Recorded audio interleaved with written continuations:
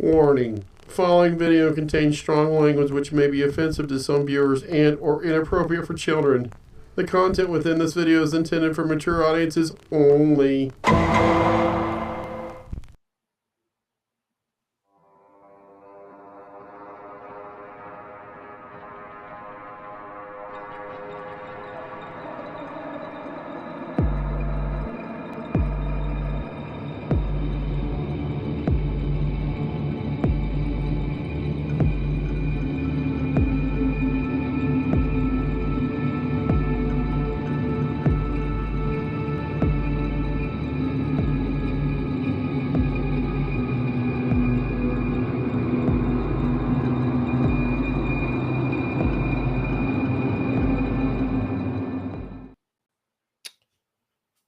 Well, hello, everyone. Of course, it is me. It's Scott. Chris should be here any moment now. I know he had to take care of a couple errands. We were here a moment ago, but yeah, he'll be here any moment. It's not a big deal. I mean, the beginning of live streams, there's usually not a whole lot of people here in the beginning, but I figured while I'm here right now, just by myself waiting for Chris, which he might be popping on here any second. Yep, here he comes. Good timing. I see two people, the usual icons. Shimmy man now. Killing time, killing time. At least I think I am. But anyways, yes, we're doing a live stream, kind of a last minute this evening. It's all Halloween related news. I guess it's selfishly related news for both of us. But then again, how could it be selfish? I mean, how many of us out there are just Meyer fans on by ourselves and no one else? Like, I'm the only one that can enjoy Michael Myers, and you can't. No, we know that's a bunch of BS. So I'll make sure check people here. He's still trying to get in. That's technology. You gotta love technology. But yes, trying to find a way to kill time. You know, like those annoying ads that when you first start watching YouTube, they've got those annoying ads in the beginning. But usually I find the ones that's 5 seconds. Of course, they say, well, why don't you get the premiere? Because I'm cheap.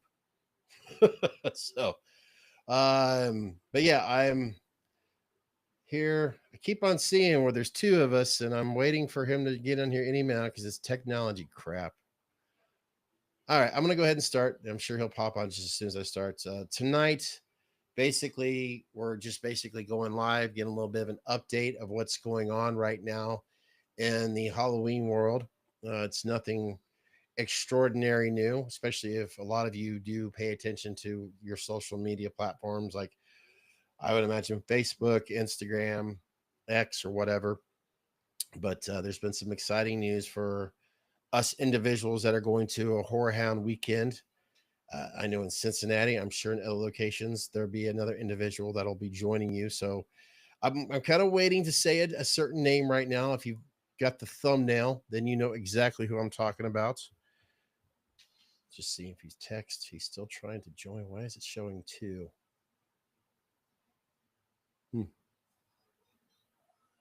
Weird. Anyways, trying to read this stuff right now.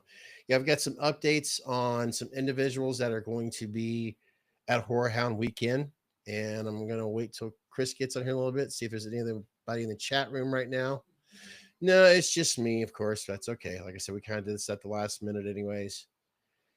And there's some music related news here, and it's all Halloween related.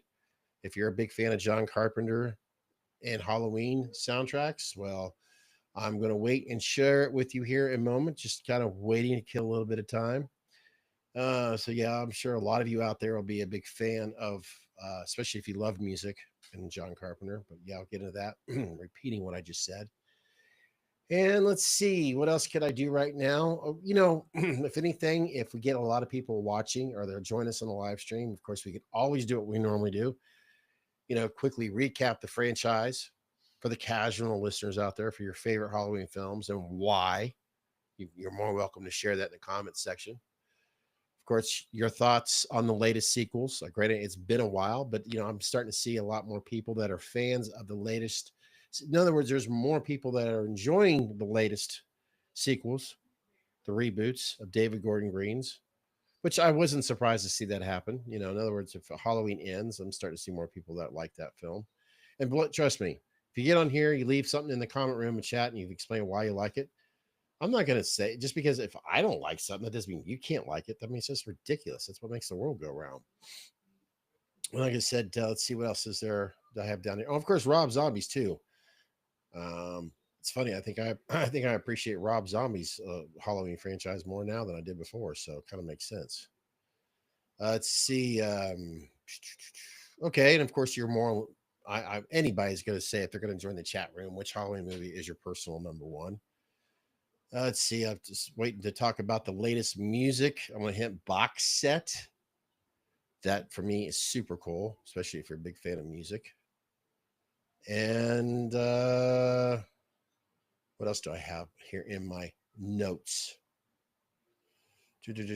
Horror Hound Weekend. It's not just about individuals that are going to be there celebrity wise, but I think this one, I know for at least in Cincinnati, is going to be pretty damn cool, because the last time I went, there wasn't as many as, well, I'm going to wait and see if Chris gets on here.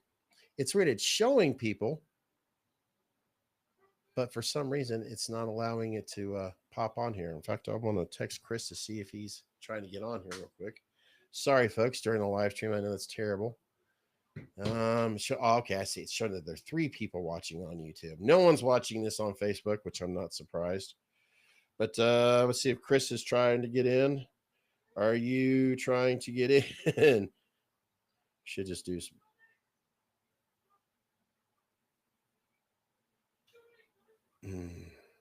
Check the other email, or I can send it to you again. Isn't this just awesome?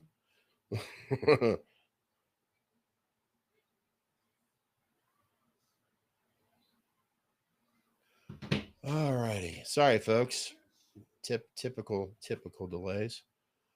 It's just me.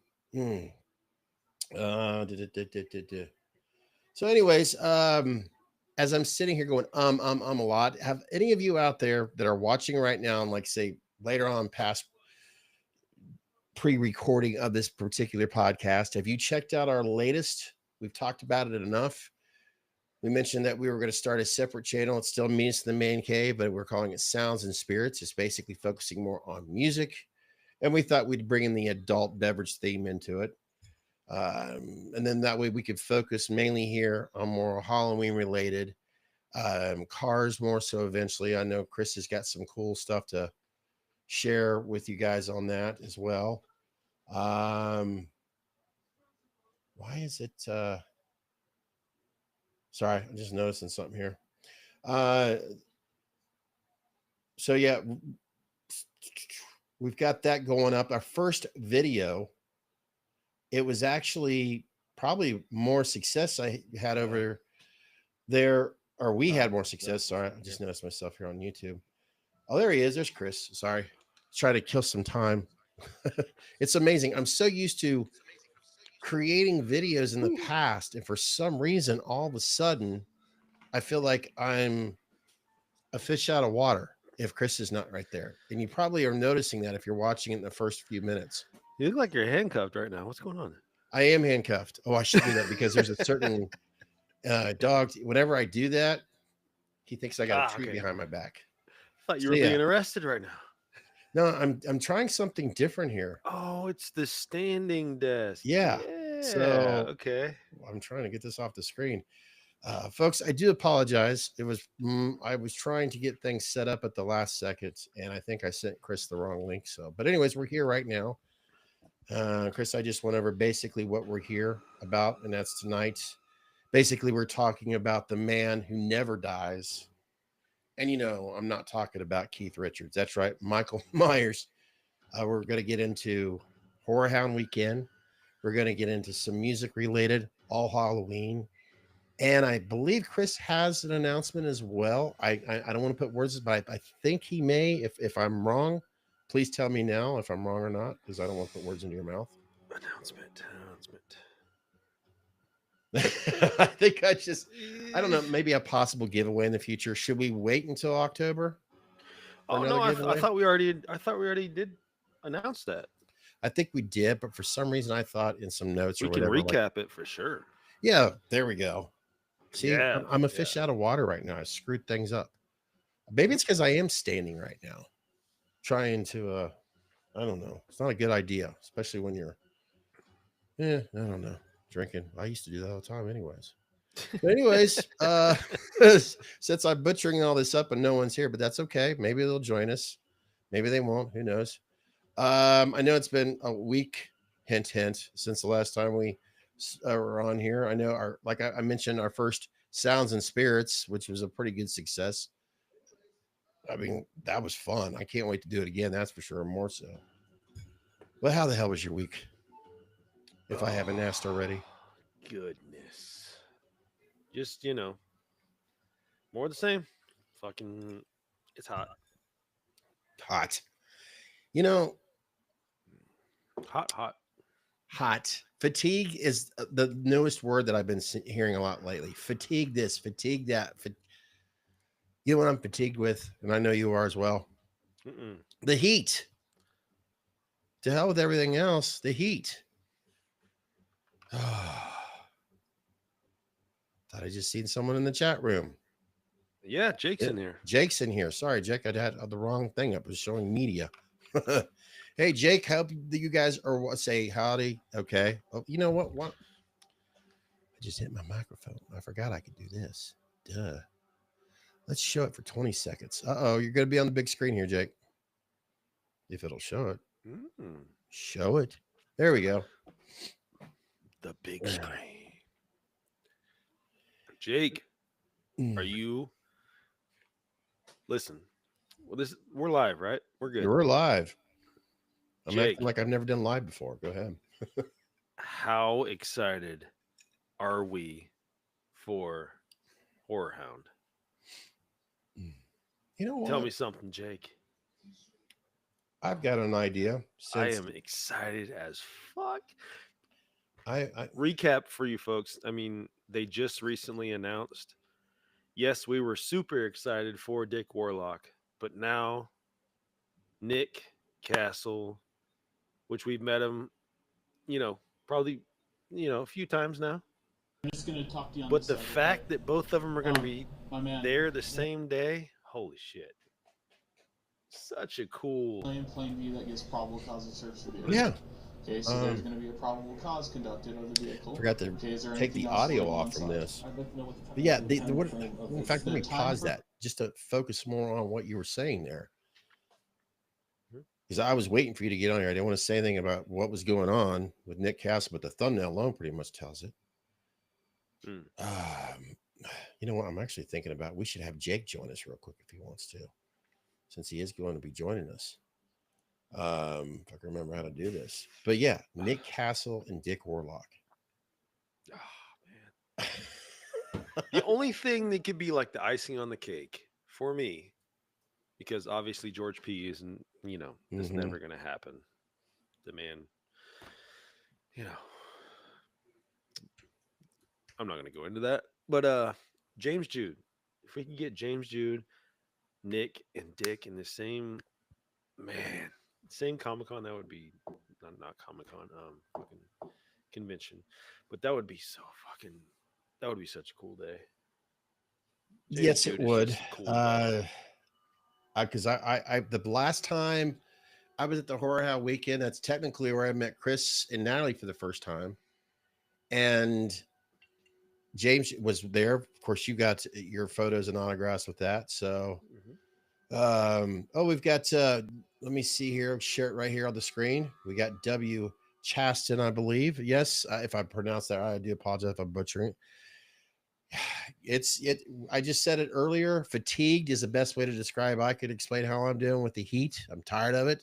That's another reason why we're looking forward to Halloween. Better not be hot then around here. That's for sure. I'm ready for the autumn weather, man. Yeah, bring it on. And Jake, check your email. Yes, autumn weather. I'm definitely looking forward to that. Let me get back to this media thing. Maybe I'll just fast forward because this year I wanted to make sure that I pointed this out. I wanted to log on to this. There's definitely going to be some serious mask makers at this particular Horror Hound. I don't think there was this many there last year. And like I said, I wish I would have remembered to turn the audio Okay, off and when I then was confirm recording A, some who you are too. I screen, haven't you know. got that far, 'cause there's only one of But me. there was an individual on here I that can't I give you a want time to. limit. So. I gotta get back to work, dude. Where do you work at? Come to my car. Okay? It's catching You the do audio from my deliveries for TV, Walmart? Okay, gotcha. and I'm hoping that the name comes up on here. And as soon as I see it, Recognize the female passenger arrested, and I'm aware she has multiple felony because So I saw can't. meth I needle. can't. I don't have visual. Was in here. Like Here's a little bag I just of have the meth, audio. too, it looks like. yeah, there's So no way I that's can crystal turn the audio methamphetamine off on right it, there. unfortunately. And then the meth needle, he said he. So here's the meth needle that was in the I was door. trying to see the name come Here's up. another one. That's a decent amount too. Those are Okay, some pretty Justin good Mabry's crystals, going to too. be there apparently, but there's So- somebody else that I have been shit. noticing a lot. They'll Mr. Night Owl, shoot huh? up their blood. and Yes, re-inject Mr. it Knight, back in Justin them Mabry. I because, imagine like, his boot's going to be pretty popular. But Hi. here we go. I mean, Geezer Butler, Terry Geezer Butler. Well, I went too fast. I mean, the fact that we are getting Nick and Dick at the Whorehound convention, Right. but Geezer, after everything that he's been going through here personally with losing Ozzy, Right. it'd be a huge honor. You know, I mean, we talk about war pigs enough on this particular podcast. Hint, hint, you know, what the fuck you drinking? But I also noticed that the Hardy Boys are going to be there. Yeah. Saw that. Here we go. Jeff and I used Matt are to going to be, be there. Yeah, I used to be a big fan of Jeff, actually, if I'm singling that out. But Jeff, I used to think Jeff was a cool Oh dude. man, definitely I wonder if huge. oh man, I wonder if he's got any Hogan stories. Oh, I Damn. bet. I bet he is. Let me get. There we go. When you sent me that link, that text with that photo and not having any clue at all, and I'm glad that you said it was perfect timing because it was just kind of it was a crappy week at work. Mhm. When I seen that, I'm like, holy crap, that is some news I needed to see. Oh, here we go. It's been Good one, crazy. I Howard. bet it is hot in Georgia. It's been like in the mid 80s. It's that humidity that's driving us all nuts. I mean, I'm tired of it. We had like I know what Dick teased this last week. The humidity went down. I'm like, whoa, it's kind of in the low 50s, you know, early in the morning. I'm like, oh man, I'm loving this. But of course, now the reality's kicking back in again. And I bought a new, you know, self-propelled push lawnmower. I cut it last Friday. And I need to know this from you, Chris, or anybody else that's watching and listening. Is it the new lawnmower that's keeping my grass from growing, or is it just the damn weather? Because I'm like, I should have bought this before because my grass is hardly grown in a week, which I love. Really? Yeah, it looks like there's might a few things that's grown, but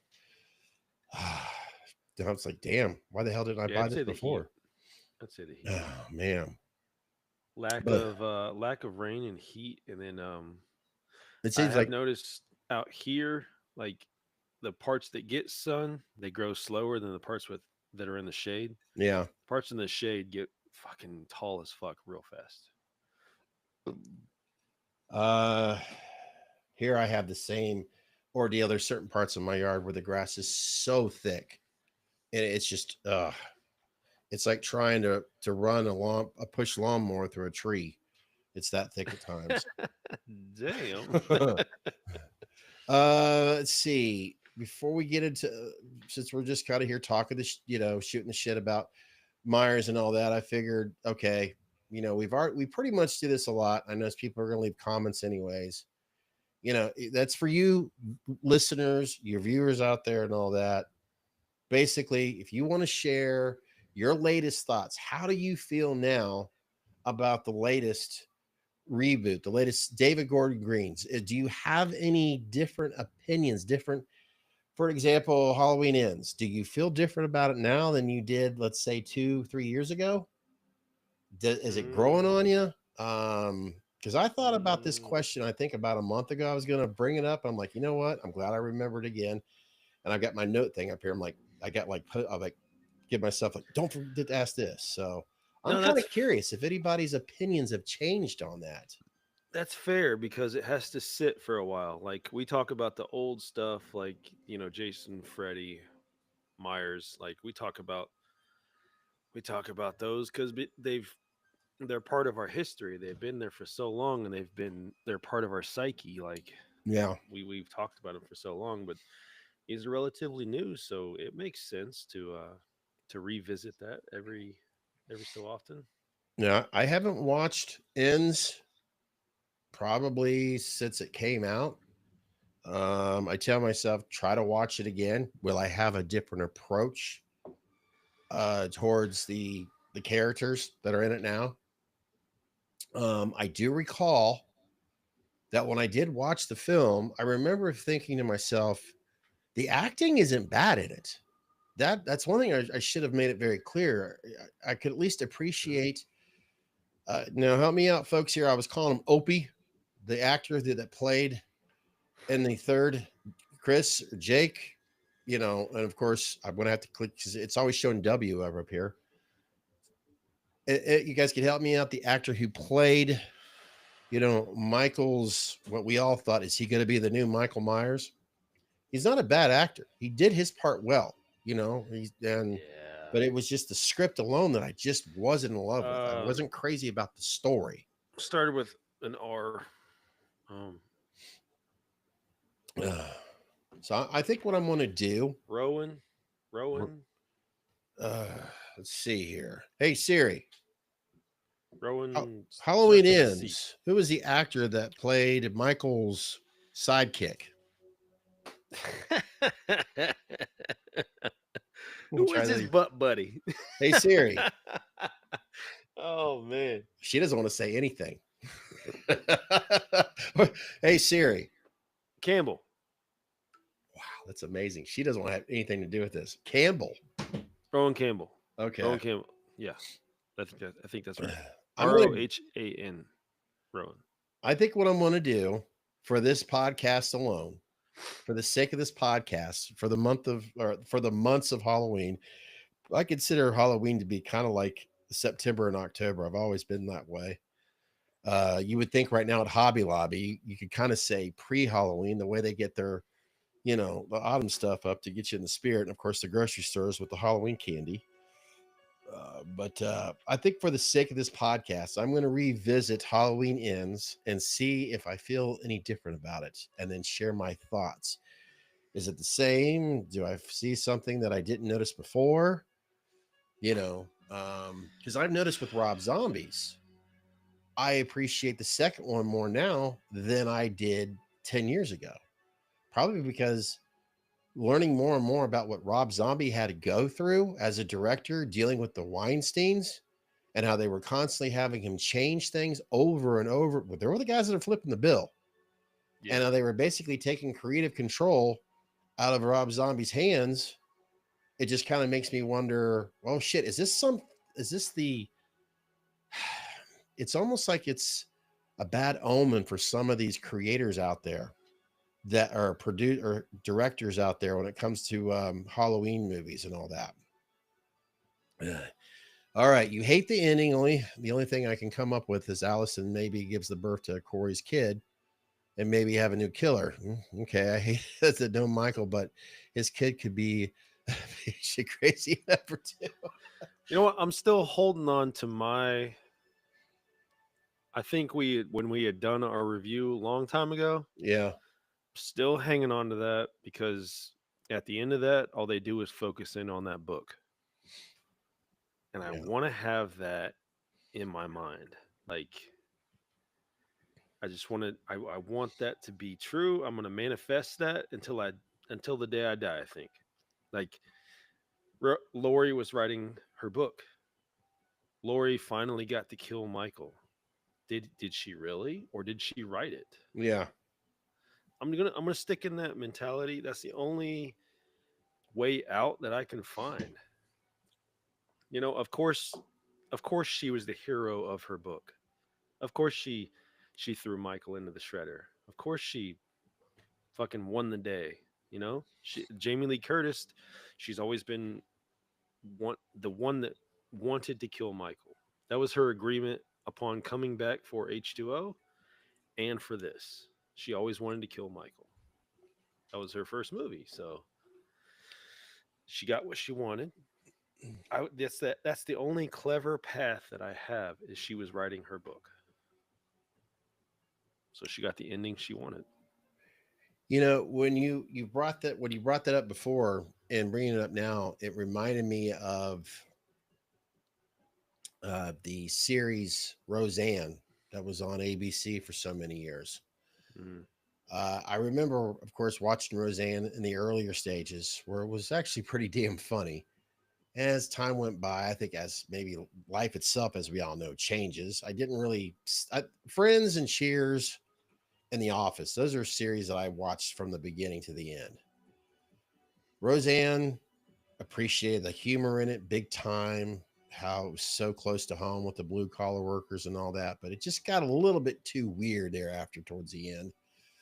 And the last episode, I think a lot of us, when we are a fan or we respect a television series, if you know you're coming to the series finale, the last episode, there's a party that you got to like, okay, I may have not really watched it that much recently, but I got to watch the last episode. Well, I guess now, if you have watched this series yourself, if you remember, the last season of Roseanne, it was so far fetched. It was almost like a dream. And it made more sense because apparently, what you had watched the last season of Roseanne, it was really Roseanne's imagination because she was actually finally writing that book. Right. And you made me think about, I mean, it's kind of a brilliant way to say, okay, we really fucked up that last season. We got to come to yeah. We got to bookend this up. So, but then that would reinvite the concept of, bringing somebody back. And I think at this point, because I thought about this earlier, if anybody asked me, which is going to be constantly asked, do you think there should be another Halloween film? Or in this case, they do series. I'm honestly, folks, done with it.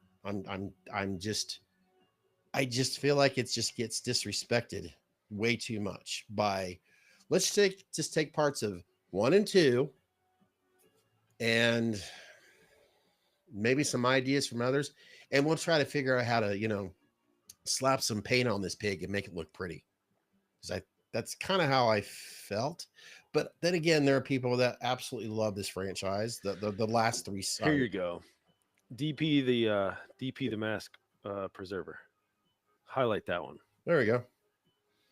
Now, that, as much buildup as that got, when they announced that they were digitally adding in that fucking radio station and they were going to make it like a prevalent point of the plot story. Is it just me, or did that fall short? It did. That fell so short. I remember reading so many theories where they were like, okay, it's mind control. Okay, we're going back to the Silver Shamrock. We're going back to the Mask, like having a mind control issue when Michael put it on. I mean, took control of his mind. I remember reading so many theories where it was like, okay, that radio tower is putting on a radio frequency to, control Michael, make him kill the entire town. I remember seeing so many theories going crazy. Nothing fucking happened with that radio tower. You think that was like a red herring, or you think they were trying to throw us off, or what the fuck do you think happened there? I believe this is just my gut instinct, because I just brought up Rob Zombie when it comes to say H2. How the Weinsteins, as we all know, they had so much control, and they were always wanting him to basically change the scripts, change the story, probably more than his underwear in one day. Yeah. Maybe that's kind of what they went through, because let's face it, that last film had so many of us going like, it's for lack of a better analogy here, it reminded me of the story with H6, how things, Weinstein's again, it got so muddy, it got so murky, like I mean, we've all heard Chris Morgan talk about this, that, and the other, because we share the same love for H6, but how how people just kept getting involved and changing the script and saying they didn't want to see this, that, and the other. They didn't want to see the trench coats. They didn't want to see, the Thorn, the Curse of Thorn, and that got thrown out the window for Daniel Perkins, and just so many things started happening that they just lost control. They couldn't keep their primary focus anymore because the producers kept getting involved. Nasty business. Yeah, I think it's thank God. I'm so confused. It's like we're finally getting more. There's more liberties of freedom of films being created today, especially when you have like help me out here, A24. Am I saying that right? Mhm.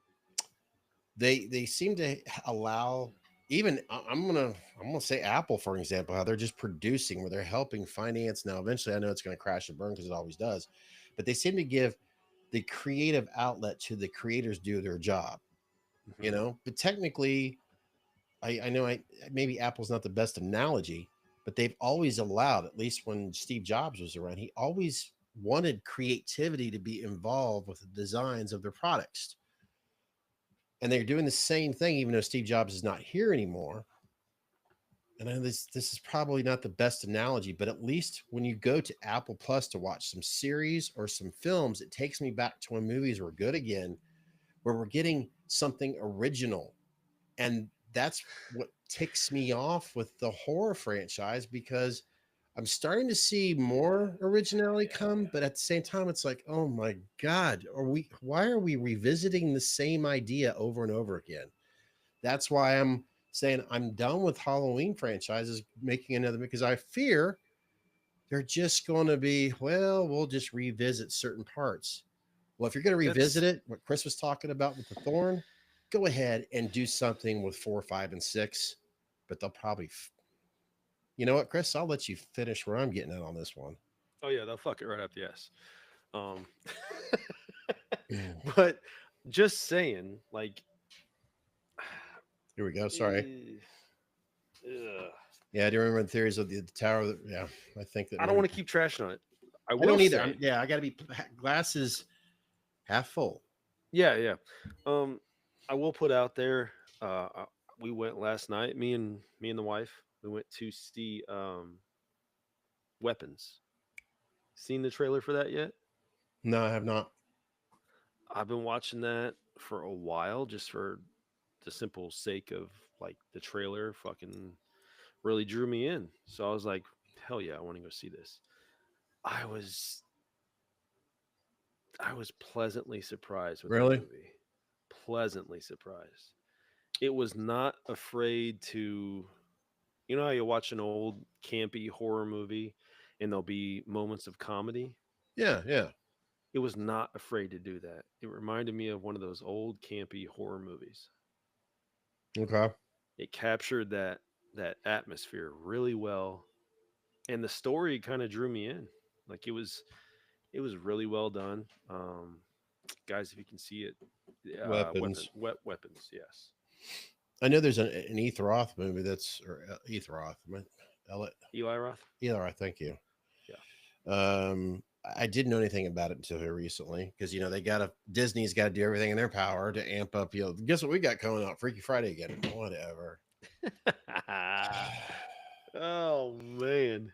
Jason, yes, it's the fans are desperately. I don't. Desperate's not the right word, but come on, show Dick some respect and get some Jason back out there again, people. It's obvious. Chris and I have pretty much paraded the umbrella of the Halloween franchise. Hey, Chris, would it bother you if they visited the franchise, the Friday the 13th franchise, and we talked about it again? I turned like as if you were right there. I should go like that. No, I think it's going to go just like it did in history. I mean, what was it, like Psychopath, and then we had Halloween, and then we had Jason, then we had Freddy. I mean, was that the order of operations right there? Let's fucking kickstart it again. I mean, give everybody their time in the sun. I'll answer this here in a minute because I want to stick on the Jason thing. Why not since Jason, Jason seems to be the popular. Why does Jason never die? Why does he never die? Let's do some deep diving stuff when it comes to maybe they could There's a good. like So what DP and W right now, Chastain, are really going over right now is perfect. We've always preached this, but as they're saying right now, that's absolutely what it is. It's hesitation. It's holding back. It's letting the audience have theater of mind. I mean, that is what makes that movie what it is. You don't know yes. where Michael is. Let him live in your mind. I would give yes. I mean, think about it, guys. Everybody, I think a lot of us, our favorite part of Halloween Kills was the flashback, and there was something about Michael. Even as they were trying to do everything to recreate, they did a beautiful job of giving us what we enjoyed. But there was still that creepy shadow, the shape vibe of Michael that we would see. There was something still mysterious about it. I But got you a know what, special folks? one. Chris, I hate to be rude. I really do. Yep. Jake, how the fuck are you doing? I am good. How are you, Scott? Jake How on are the you? snicker. Jake, life has not been the same since we last seen you. And I figured I will send you a link because I know you have got some very strong opinions about this right now. You know, your feelings on the franchise. Jake, we've had an opportunity. We've got some guests here as well in the chat room. What are your feelings on the have you revisited Halloween Ends here lately? As your approach to it, are your feelings yay or nay? Uh, Still nay, and I've not revisited it. I might do it just because, but no, I haven't. No, nothing wrong. I haven't watched it. Well, I'm just the idea came in my head before. So You know, if I could, yeah, as my loyalty prevails, I'm always going to be that dude's going to be, you know, that's going to be my dude, right? mm-hmm. But as a standalone movie, if it was just a movie that I was going to watch, I don't hate the movie. I think it's okay. I think it's a well done movie. Like, I can watch the movie. As you were talking about the actors, the acting performances, No, not that terrible. Allison really bothered me in that movie. I'm just tired of her screaming and coming in and saving the day. Yeah, that bothered me. at But the same time, I think I would enjoy having in my history of who I dated, if I ever said I dated this chick named Allison, there was something about her that I just can't oh, she's forget. gorgeous. She's gorgeous. There's not to take anything away from her, but you know, just because an actor or an actress only does what they're supposed to do, written on the screen, right? Yeah. They're told what to do. That's not her fault, and I think she did well with what she had. But I was just getting to the point where I was just like, oh god, fuck. Oh, we She's got gonna come another in, one she's here. gonna break her arm, and then fucking oh shit. Like, I'm just getting tired of that. But as a movie, as it's done, I think that Rowan guy, I think he did well. I like the movie if I take myself out of the Halloween universe. That's the only way I can enjoy it. Yeah. I'll bring this up again just for. I think it's a good one. Why move away from the 7-8 ending? Why do we have to see it? I wonder if Mike's in here. Mike is too Mike, busy. I got a good one for you, buddy. The 2025 Bookers. The balcony shot. Honestly, for me, the old fart on the screen. I always thought that the ending of 78 was perfect. You know, you have. I think of Halloween as a balanced book. You have a great beginning, a beautiful middle, and an incredible ending. To me, I would have.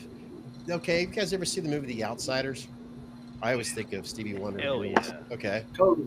You cannot have a sequel to The Outsiders. You just can't. You can't have a sequel to E.T. You just can't. If you do, you ruined E.T. for a lot of people. Mm-hmm. Now, all of a sudden, I know. I respect the fact that there's the next generation, and then there's a next generation. Chris, he's experienced H6. We have people that their first experience that I've met, their first experience was H2O. I respect the shit out of it because you got what I got from 78. But to be a dickhead right now, if they would have finished it right then and there, I would have been more than satisfied with being a 55-year-old fart that said, yeah, Halloween was great. And if I never knew anything after that, I would have been perfectly fine with it too. But that's just that old selfish part. But at the same time, I got to admit, I've liked the occasional next Halloween film just to keep my dick hard, if you know what I mean. So, Right. Get that. Right. so For me, 1 and 2 is the cap. Let's keep him with his air of like thank you being for being unkillable, a friend. right? Sorry. Let's keep him with his aura of being unkillable. Let's have him go from 1 to 2. And then at the end of 2, let's fucking set him on fire. Let's blow him up. Let's do all that. And then that's the end of it. I feel like that would have been the perfect cap. Which brings up the Howard Hounds again. Sorry for our. You know what? This would be a good time in the chat room too. Chris, Jake, myself, the three of us are going to be in the same room. I'll have the cameras going, or camera, which reminds me, I think about the microphone situation. That's not for you guys to worry about, but we're going to have Nick and Dick on a podcast. Will we get a chance to interview them? I may be thinking out too loud right now, but oh my God. It's one thing to meet Nick again. I might be an asshole, man. I might be like, hey, Nick, come here, bud. I need to talk to you. But it's like, okay, I'm very thankful behind me there. I'm standing right next to Nick Castle, literally right there. And I'm thinking, am I going to be one of these guys like, hey, remember me 3 years ago? I took a photo of you. That's probably what I'm going to sound like. But of course, with Dick Warlock, I'll be like, dude, how hot was it in that fucking suit when you were on fire for what? How long was it, everybody out there? How long was Nick Castle walking? See, today they'd CGI that shit. But Dick Warlock, he did it. We all know it. He was really burning up in that. I knew he said it before, but I'd like to hear it. And he asked and go, all right, Dick, come on, tell me, how long was it? Was it 10 minutes or was it 10 seconds? What was your experience? And he could tell us all. Young man, I had to do that take 5 times, so you do the math. Ooh, that'd be cool. I love that guy. Jake, since you're here joining us, another live stream, meet us in the man cave. Since we're talking about cons, I notice on your Facebook posts, every once in a while, I'll get on there like a little girl. Who has been the latest person that you've enjoyed getting to meet here recently at your neck of the woods of cons? Yeah, exactly. Actually, another Dick Wien, who played Roy in Friday the 13th Part 5. He was the fake Jason, but come on, he was Jason. Okay, yeah, I know you're talking about. Did he the ambulance driver as well? Yeah, I did. Yeah. Yeah, I remember seeing a photo of you holding the head. Yeah, that's pretty damn cool. Gee, Jake, you have been busy with cons this year. Are you gonna go to any more cons between now and really a month from now? Really, if you think about it. No. Well, thankfully, Sharonville, the convention there, you're not walking for miles and miles and miles and miles. So that's a good thing right there on that one. So, I do want to talk to that one chick. She really kind of stole the show for me in Black Phone 1. okay. What? Madeline McGraw? Is that her name? I'll pull it up here. I'll try to fast forward when we don't have the damn audio driving. My man. Might have butchered that. I'm not sure. Math too, looks like. So that's Crystal. I should have deleted the audio. So But here's the they Matthew are Needle. doing Black Phone 2, and she's Look at in that She's as a well. pretty I good really, crystal. I think I might want to get her signature. I'm not sure yet. Nick kind of threw me for a loop there because I think I'm gonna have him sign a couple more masks. I already have like 3 of them that he signed, but I think I want more. That's a good thing, good question or subject to bring up. Sorry, I'll get to it eventually here. There we go. There's at least, I'm super excited about meeting Mr. Castle again, but the opportunity, all right, everybody right now, is there any chance that Nick Castle and Dick Warlock are going to have booths next to each other? That would be pretty cool. That'd be so foolish. I hope so. Man. There, Jake, I get it, but there won't be any room. I'm trying to. I screwed up because the audio on this. I shouldn't have. And of course, Todd is. Yeah, we'll be there. We'll be there. He's looking forward to meeting PJ Souls. That's another. He's joined us at previous. An old friend of mine. He's going to be with us down. And Chris, you've also invited one of your old friends as well. Yeah, he's more of a. Speaking of, he's more of a Jason fan. But yeah, he's never been to a horror convention, so I think it'll be fucking really cool. Oh, he'll have a blast. Plus the girls. The girls are still going. Oh yeah, absolutely. They'd be too scared. Oh, Bradley Whitford. Okay, God, he's been in so many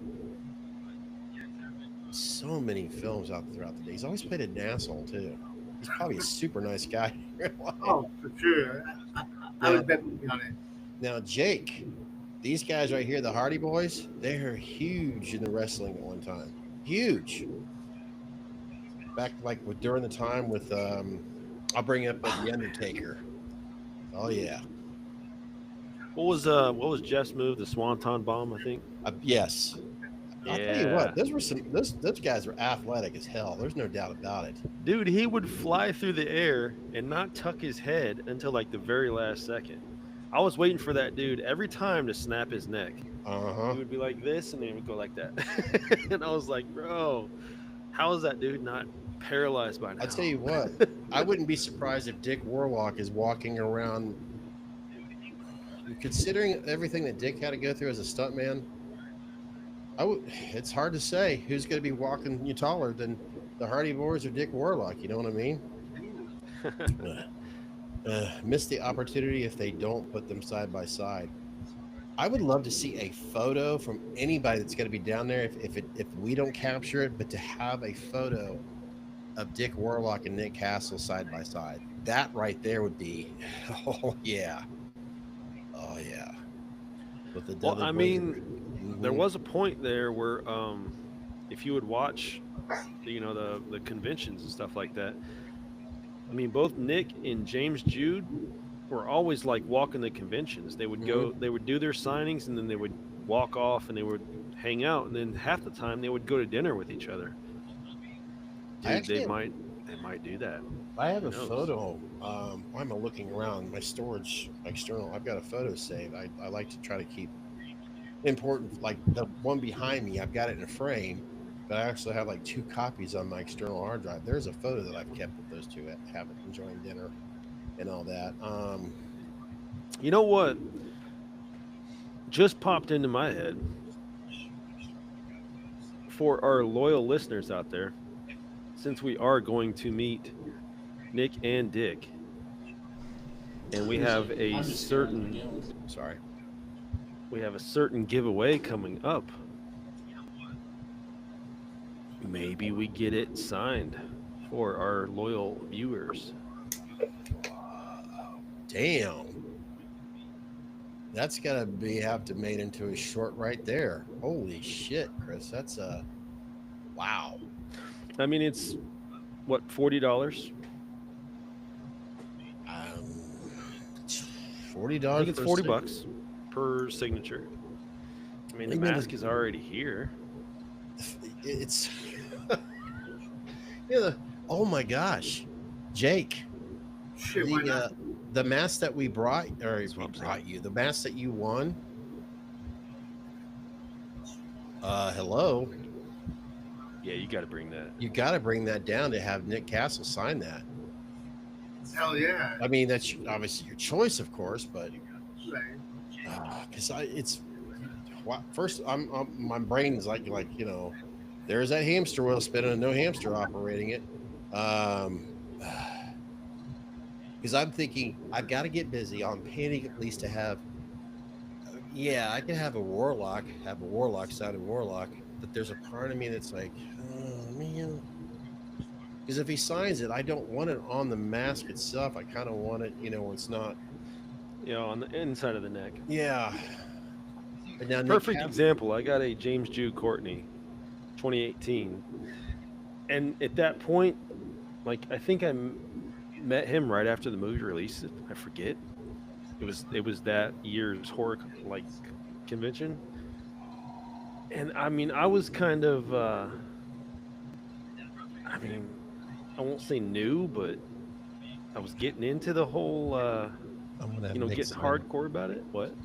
Sorry, I'm listening to you, and I couldn't help but go. I should have Nick sign the Chris Morgan's. Oh For, yeah. for me, guys. Sorry, that's for myself. Oh yeah, Go absolutely. ahead, Chris. Sorry. But perfect example. Let me grab this mask actually, so I Yeah. can tell. I can give people a visual here. Man, what Chris is talking about to get one of these guys or both of them. You know what? Remind me to. Okay, I won't wait. Here he comes. Here he comes. Wait till he gets his headsets on. To continue to sharing your idea here, I'm waiting. What if we So- got both Nick? Okay, I would say this respect, Mr. Nick Castle and Dick Warlock to sign a mask, and with what the idea you had spinning in your head there, Mhm. is that as a giveaway, or do Yeah. we keep it ourselves? No. I have plenty of Nick's signatures. This is more of like a thank you, a give back to our community. Really, we want to get more in touch with you guys. We want to spread ourselves out. You know, I mean, we want to reach more people. I think it'd be cool. But it's just You an know idea what? that popped in my head because it's $40. I mean, why not $40? have it signed by the man? All I would ask, Chris, what do you think of this, Chris? Yeah. We get a signature on one of these masks, and in order to win this mask, not only do they have to support us on Meet Us in the Man Cave by subscribing, which we would truly appreciate it. I know that's the YouTube thing, but come on, that doesn't cost anything. A lot of you guys are already subscribing anyways, but if you're catching this later on, and if you love music, and if you're an adult that likes anything from a non-alcoholic beverage to, well, you've seen us enough here. What the fuck you drinking?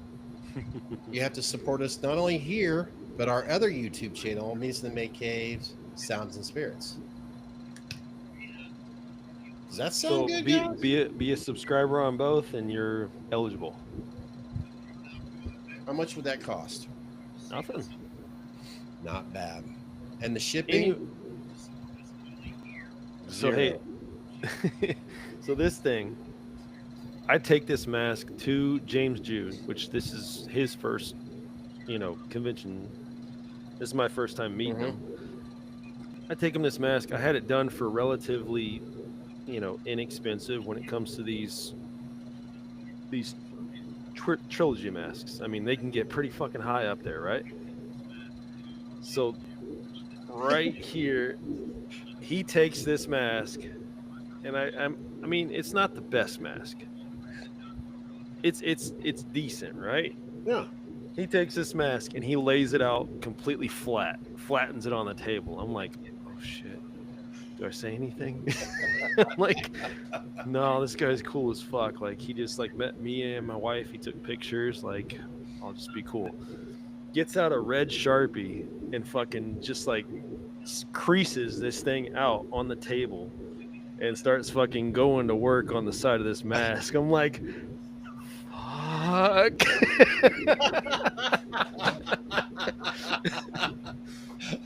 But you know what? He was so fucking cool. He, to Chris, he that was when he was started signing at The Shape. H40. Like, he was just too cool. At that point, it was all about the experience. I didn't care what happened to the mask. It's just like, man. But yeah, he flattened it out, and I was like, oh my God, what's happening right now?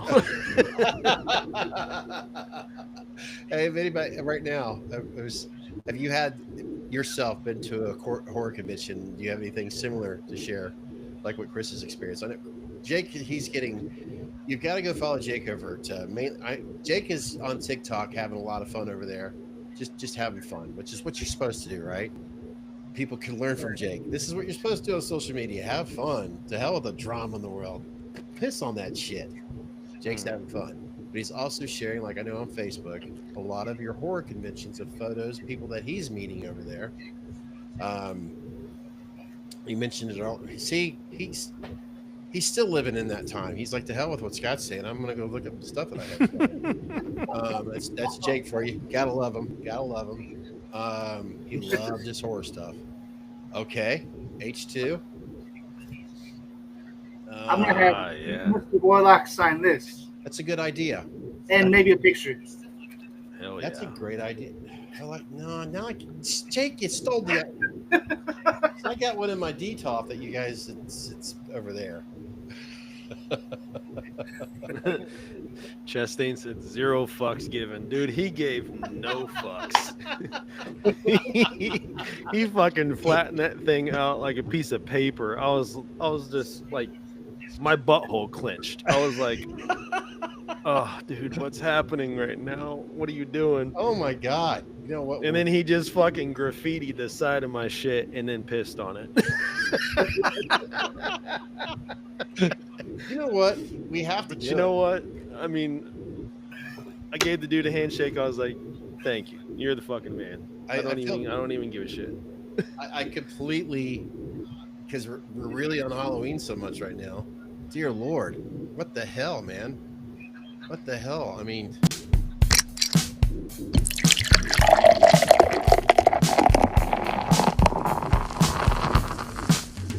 what the fuck you drinking? Jake, come on, here's some real love. What I seen you sipping on it right there. What you drinking right now? Non-alcoholic water. There ain't no rules here. Jake, it's water. I drink water when I'm dying.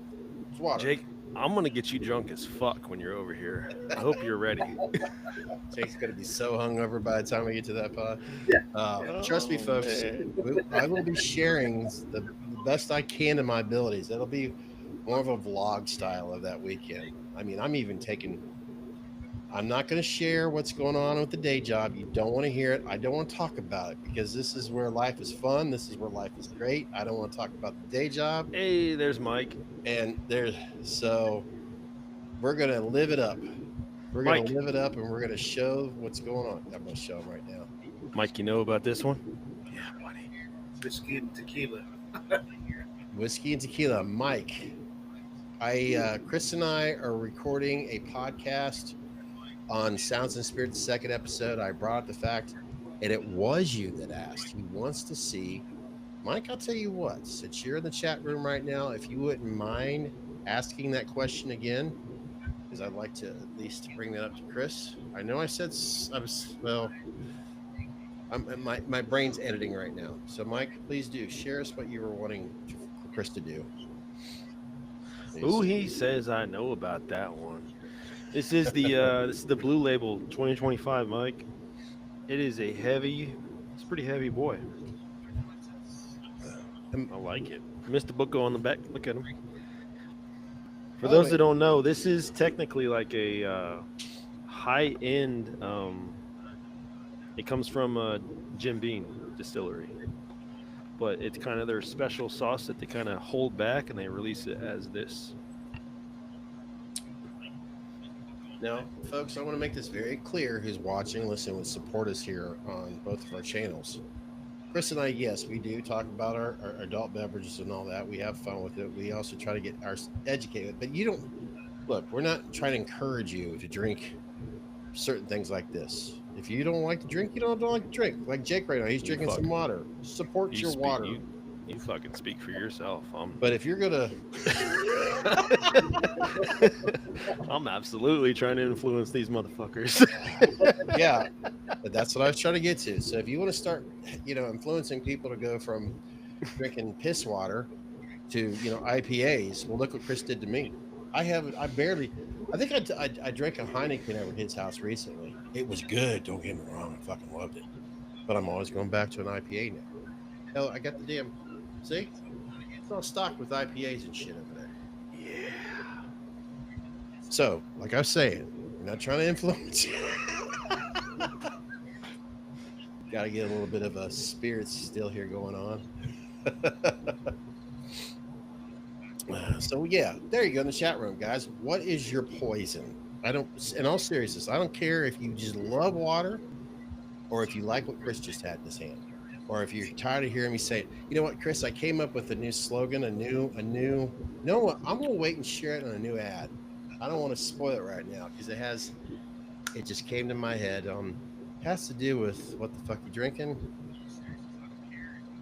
Fuck it, I'm going to tell you guys right now. After I show this. But I got to figure out a way to create enough. That's right.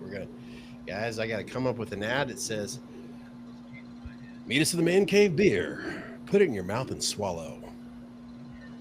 Fuck. Fuck. That might get us in hot water. I'm not sure yet. You know what? If you can't, you know what? I want to bring back humor. I want to bring back when things used to be funny again. Meet us in the Man Cave Beer. Please do. You know How what? about don't think, just swallow. Meet us in the Man Cave Beer. Don't think swallow. There we go. That sounds better. Okay, it may not be the standards, but I like damn salted caramel bird dog. I've Help had me out several bird dogs. I don't hate that at all. If you're in the mood for a flavored whiskey, bird dog will do the job. Screwball also.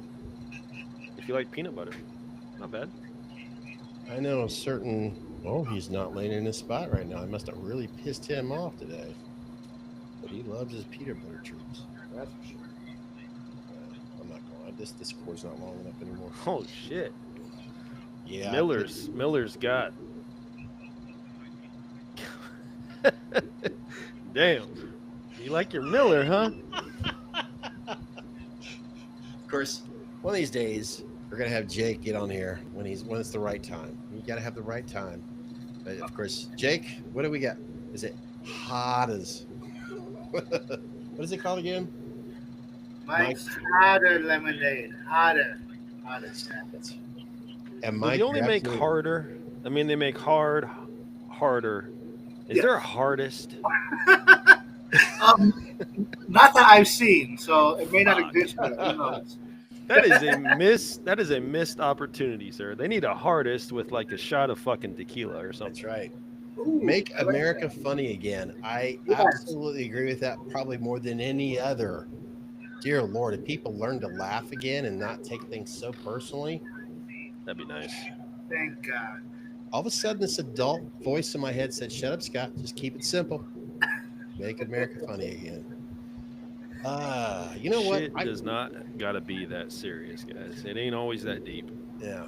And speaking of making things funnier again, making movies decent again, I already said, you know what? Let's don't do any more Halloween films. Why don't we do something for the 50th anniversary? We had witnessed it. And if you haven't yet, Halloween. Damn. Halloween. I was going to say Halloween. Friday the 13th. Hey, highlight mics real fast. Uh, It ain't that deep. I think you just hit me with it. That's what she said. oh my God. Hey, Mike, it ain't about reaching the bottom, bro. It's about scraping the sides. All right. That's what she said. Trying to get back on the topic with fucking Halloween. Yeah, good luck.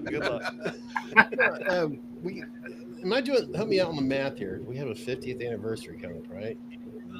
Yeah, I think so. Or did I fuck that up? Have we been doing this 50 years? Fuck. 50 years. I'll tell you what, it'll be a miracle. I mean, could you imagine? I'd be like the goddamn grandpa from Texas Chainsaw Massacre on that year. Grandpa's the best goddamn podcaster. Fucking subscribe, motherfuckers. God damn it. Chris was wild for the last episode. Keep it tight. Yeah. I'll tell you what, Chris comes up with some of the most hysterical shit on here. I was a little unhinged there, my bad. I mean, I sometimes I think I have to do like the best of certain seasons, because I know there was a time, I think Andrew was a guest and Chris started talking about when he first moved into his house and when he was building up his man cave, when he did the LGBT, I could not stop laughing and shit on that. I don't know why. You mentioned that recently, I believe, the LGBTQ lights. It's funny. I could watch it on, if it's brought up, my brain goes back to where I'm sitting basically right here. I don't know.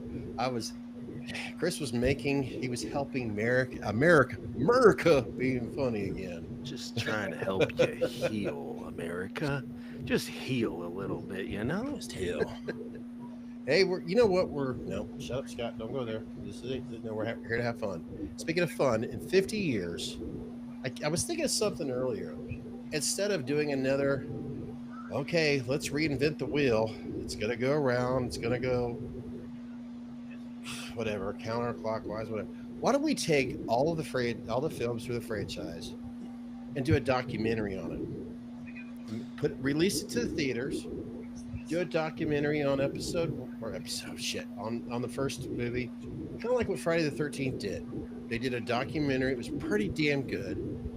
Focus on the first one, who's ever still alive, who's still on this side of the dirt, and then of course they could do footage of stuff from the past. But I would love to see a documentary from 78 to ends. I shit you not, like a little bit of good stuff.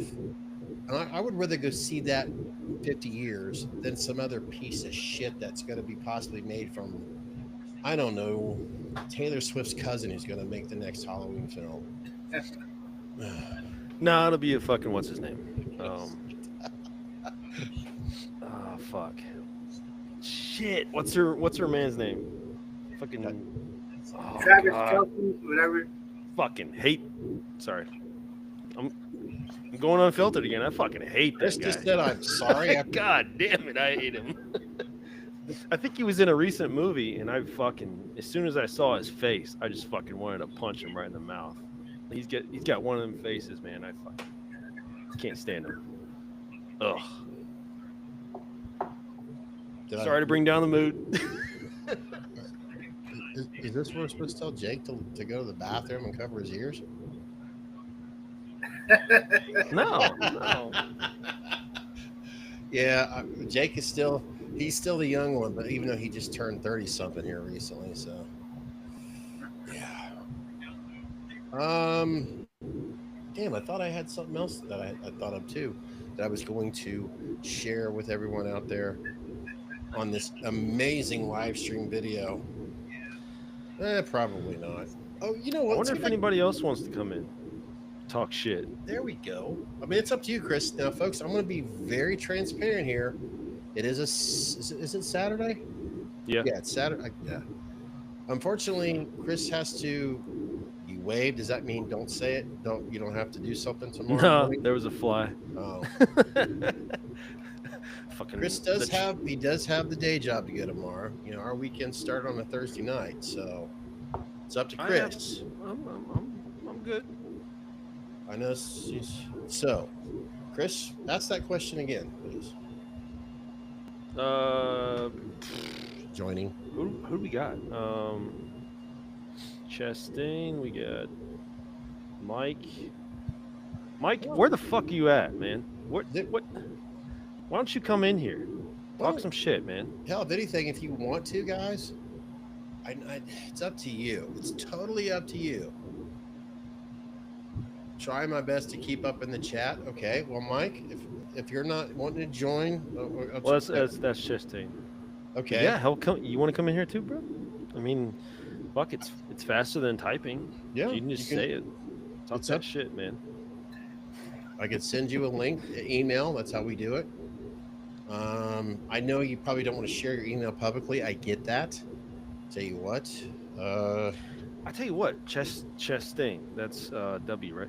But I think I was looking on his page. I think he does a little wrestling. I'm fat. I would be fascinated to hear about that, bro. That's always been especially Jeff, the Hardy Boys coming up here soon. That'd be fun to talk about. Making sure I'm typing this right.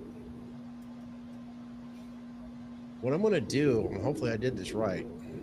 My mouse is upside down. I sent in the chat, hopefully there, of our email address, meetusinthemancave@gmail.com, because I don't want you to share your email publicly here. You could send us that, and then just basically your email. That's all I need is your email, and then I could send you a link.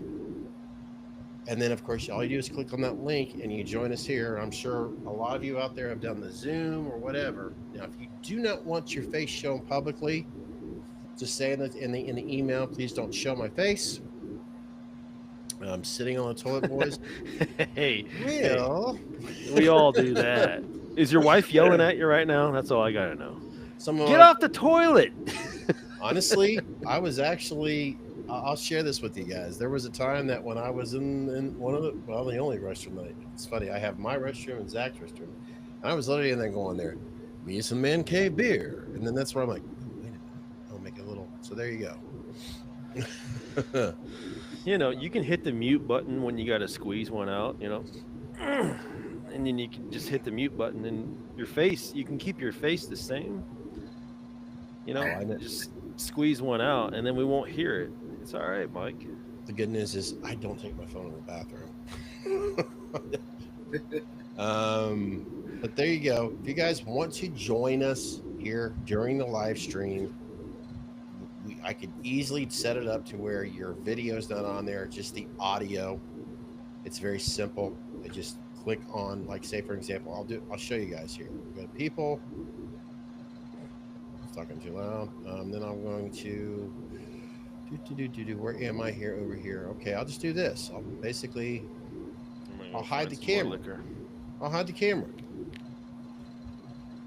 If you don't want to be shown, we should. No, we gotta make sure your microphone or your audio if you're using a webcam. But that's it. So, yeah, you're more than welcome to join us. I mean, look at Jake right there. He's used to it. It's so funny, Jake. Since we're talking about, you know, people that we've met through, you know, Meet Us in the Man Cave. Jake, we've met him this way. We sent him a link. He joined us. And every once in a while, I'll get like people like, "Hey, there's Jake. Jake's back again." It's always like people will notice Jake, and Jake he'll sit there and he'll listen to Chris and I ramble on. Every once in a while, we'll get Jake and like, "Hey, Jake, what do you think about trees?" All of a sudden, Jake will go like, "Jake, what do you think about trees?" Do you like him? Jake, help me out here. Okay. Trees are trees help something for some reason. I don't know. I can't. You have to edit that out. I put him on the spot. Okay, here we go. They eat carbon monoxide. It's so good. That's Okay, I think I just got an email. In other words, Jake is like the walking encyclopedia. Jake the Snake. If we get stuck on like, oh my God, who was that guy that fucking played the dude in Christine that was like, you know, by the fountain? Jake would be like, da-da-da-da-da. Uh-oh. You guys are keeping me busy here right now. Alrighty, so. New riff. Tell you what, Chris, Jake, keep them entertained. I'm gonna do some copy and pasting right now. What are we doing? We've got some emails right here. Hey, I don't it's a want message in a bottle. We just threw it out there. We're getting responses. All right, so see if I can remember how to do this. Paste. All right, sending out an invite there. Now, the next segment is sponsored by New Riff. And make sure I copy and paste the different. No, not notes. I think I'm done with that. Scott, have you had this one yet? Hold on just a second because I can't see the screen. No, I just wanted to make you more complacent, and Oh, okay. Make sure I missed my mouth. All right, I think we got. All right, I just sent out 2 copies and paste. I sent you, and it's going to be. It's basically, you should see something from Riverside. It's not Zoom, but it's the same concept. All right, where are we saying, Chris? Have I had what? New riff, high note. You should know me by now. The only time I have something new is over your house, other than, well, technically, I'm still stuck on my Irish stuff. See, that's what we're going to do on Sounds and Spirits. I will be over there where we will focus on some episodes where it's more spirits. But my goal is, folks, I want to get some Irish. That's my thing. The Irish whiskeys are my thing. And I want to discover new. Now, I'm always into bourbons too. Don't get me wrong. But my goal is I want to discover some new Irish whiskeys. I love Jameson. If I had to stick it for the rest of my life, then by all means, I'm satisfied. But I want to find. That's kind of hard, man. Uh-oh. Here we go. We got a new gentleman in the house. Hey, Beard Club. Hey, What's going on, fellas? How you doing, man? Good. We are just. Oh. So introduce yourself. We've got DP the Mask Preserver. Yes, sir. Hey. Yeah, I'm just a huge Myers mask collector. Fuck yeah. Dude, This walk is my us through order. that. Holy Yeah, man. Let me see if I can turn the camera around real quick. Oh, let's see. This is first time on this app, so forgive me for. Hey, you're hanging out. You're just hanging out right now. Yeah. Just think of it as a hangout. That's all it is right now. Yeah, I'll give y'all a quick glimpse. I got my Jason pops up top. Got my Myers. Let's see. Let's turn the light on here. There we go. Probably a little bit better. Is that a sliding door right there? Yeah, it's a barn door. Holy! you were set to do your own podcast, man. Yeah, man. Scott, you're killing me. He's got all these masks. Hey, tell me about your furniture accents. Yeah, man. Yeah, it's quite nice. It's quite nice. But yeah, man, huge mask collector, just like you guys, man. I've been at it for a little while now, and pretty proud of the collection, man. Yes. I got to I'm working on all my nameplates and stuff. I still got a bunch more to do, but yeah, we got the KHU. Been at it for a little while now, and got the James Mangrum. Proud of the collection, man. Oh, you got the ID? Damn. Yeah. This one's pretty special right here, man. I don't know. It's untouched. Wasn't never rehauled by anybody. This thing's pretty special, man. I don't touch it hardly ever. I got the DB2. I got obviously the PS78. Okay. I got an original NAG 2K. I got my twinsies. Most of these are done by James Carter. I just took a picture of this guy today. This one's actually a pretty cool piece right here. I'm sorry if you guys can't. I don't know how to switch the camera around. It'd be a lot easier for me to. Oh, that's cool. To show you guys, but yeah, these guys are. This one right here, man. It's Sandman 81. Just got here not too long ago, and on the side here is the Sean Clark Smalls. Shit. And yeah, man, I love the old school pieces, man. Especially the ones that kind of kicked off the whole hobby. Right. I searched for those guys, but I mean, other than that, man, we got our WMPs over here. Put the how Chris likes to put his his little blue bags, behind the so I tried doing that, to emulate, what he likes to do. I got a couple cool pieces. Yeah, I got a couple cool pieces down here. Like this one right here was done by Dallas Alexander. He actually took this guy and created his own replica of the pop of it was like the Myers, what is it, the Entertainment Earth exclusive. It was pretty cool, but he did that. I mean, I got a couple cool pieces here. My wife, she's a Pennywise collector. So I get her all her Pennywise. Obviously, you got to have this guy over here, the New Age. I love the art. he's getting I built him. Well, yeah, man, it's, just enjoy this. Obviously, you got to have the 75K Castle, along with the Shredder, right next to the Shredder helmet, Hey, dude, like half my room is Teenage Mutant Ninja Turtles. I love fucking turtles. Man. Oh, dude, yeah, man. I got the big boys right here, man. I saw them. I was like, dude, I got to have those for the collection. Yeah, they stand about. See it real well, but those are all figures up there. Over half of them are turtles. Yeah. Tell you what. Yeah, I gotta work on the camera, the whole camera thing. But I tell you what, it's an uphill battle that I'm still battling with. So trust me. I was about to get William real quick, but sorry, William. I'm gonna try to get you. Yours was doing an echo here. Let me see if I can do this here real quick. And William, yes, sir. See, camera technology, William. It's just a shitty iPhone, man. No. Shit, hell, man. It works, man. It works. It works just fine. It's a thing it's about having your microphone.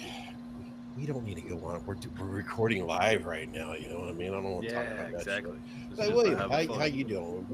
I'm good, brother. So DP obviously has an amazing dear Lord, William. A little bit about yourself there. I mean, we got there's with what we see here. I can't help but notice that your icon or your avatar, wrestler, I'm Undertaker, and of course help me out here, William. Help me out. This is where you get to get your voice into it. Undertaker is also his brother. Oh, Kane. Kane, is that who I'm thinking of with Avatar with yours? No. This is 27 years worth of scars. Oh my God. So that's what the picture is. Is that juicing? Oh yeah. Yeah, buddy, hit me with it. Yes, sir.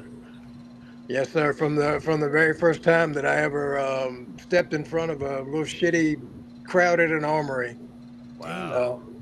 And I went to get the shit, and the guy that I was working with kicked me in the back of my head. So that right there, that long one, that laid open for 2 weeks, with the exception of just me gluing it with super glue. Whoa! Shut it. Yeah, I don't do stitches. That's old school. I've talked about super glue to somebody who's younger than my son, and he was like freaking out. He's so. No, man, you keep super glue on you because I mean, if you get cut open, you just stick that shit on there, man. I tell him that's what doctors use. Did you tune him up? Did you let him know not to do that shit again? Holy shit. I did. Fuck. Yeah, I almost fractured his skull the next time I worked with him. I think he understood. He understood after that he had fucked up, and that he was not to fuck up again. Oh, yeah, that's fucking dangerous, dude. Dear that's Lord. Oxygenated blood right there. I mean, that's... Yeah, well, you got to be some kind of fucking crazy to decide that you want to go through 6 or 7 car wrecks a night, because that's what they equate taking the bumps to, is like being in a 25-mile-an-hour car wreck every time you flat back on the ground. So, whiplash that's a common thing that you just have to get your body used to. I mean, it is what it No, is. I totally I understand. I- dude. William, I I'm not mean, laughing at you. But it's just people not want to say something I that hear shit's every day. fake. That shit is not fake, dude. No, bro, These put their body on the line. it is a stupid thing to fucking do to yourself, but you know, like I was always an introvert, and so I hated being in front of crowds, like being in a big crowd of people. But I came to realize really quick that if I could control them, Yep. and have them, you know, look when I wanted them to look, notice what I wanted them to notice, it was so much fucking easier. You know what I mean? And I love being a heel, like it, because it's so easy to be a dickhead. It's so much harder to make people like you. But the beauty of that, man, is like eventually the whole being a dick thing, you know, people are like, yeah, that's fucking awesome. You know, you go back and you look what happened with Steve Austin and, you know, guys like that. And, you know, he never was at the status he was at until he was kicking his boss's ass and flipping everybody off and all the bullshit. So, I mean, like, people can identify with that shit. Who hasn't fucking gone to work and want to beat the fuck out of their boss and flip him off? You know, the other thing, I mean, this aura, this basic concept of what we do here on this subject matter tonight with Michael Myers. He's the bad guy in the real world anymore. He's the hero in the real world, 2025. Because, but yeah, you want him to be and it's almost like, ironically, now I do think about the real world. It seems like every stuntman, actor, or stand-in, they're the sweetest guys in the world, but they had to be the assholes that are killing the gorgeous teenage girls and all that. 100%. Jake is leaving us again. That's Jake. He's going to get a mics. Yeah. Jake gives zero fucks. We love Dude, he Jake. pops me We so love fucking Jake hard. to death. We got people that get excited when they see Jake on the screen. You're Bro, right. he pops me so hard. Just get the fuck up, walk out. Like, I don't give a fuck. And every time we usually have a question, if we're lost, we can ask Jake. He knows the answer right then and there, and it's with like in one simple sentence, like, "Damn, he's making me look bad." But yeah, Oh boy, we love teasing Jake to treat him as like one of the guys, but at the same time, we make sure that he gets the love that he deserves. I always feel like solid human being. Yeah, if you can look at Jake, watch him, just see him, it's like we can learn a lot from him on how to treat other human beings. Because I've just every once in a while, I'll keep in track. I'm one of those old farts that's not on social media that much. Here we are. I don't consider YouTube social media, but I go over to Jake's and it's like it's always about appreciating life. It's appreciating love, appreciating my mom, my dad, my friends, and what I love. That's what Jake shares. He doesn't do all the other negative stuff. He doesn't point fingers. He doesn't get on there and like, I don't like this, blah, blah, blah, blah, blah, blah. No, he's like, this is my world and this is what I love. And that's what he shares with everybody. And I'm thinking, sometimes I could learn something from Jake. So here we are sharing some love for Jake. And what do we get? Yeah. Kumbaya moments. Kumbaya. Well, while Jake's getting himself some hot lemonade, So wait, taking a piss. DP, Yes, DP. Yep. got to circle back around. Are you a collector? Do you work on masks? What's your situation, man? Nah, man. I just I'm a different type of artist. I could do this kind of stuff, but man, I appreciate a little bit more just collecting, man. I did this mask myself. And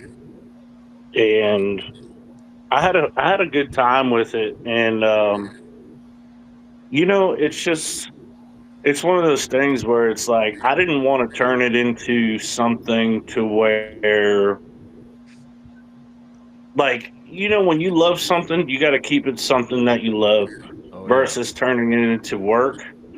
Oh my God. And that's just one of those things where I just said, you know what, I'm just going to collect and I'm going to enjoy the art of others and just keep it like that, man. And I just appreciate, man, all of the different.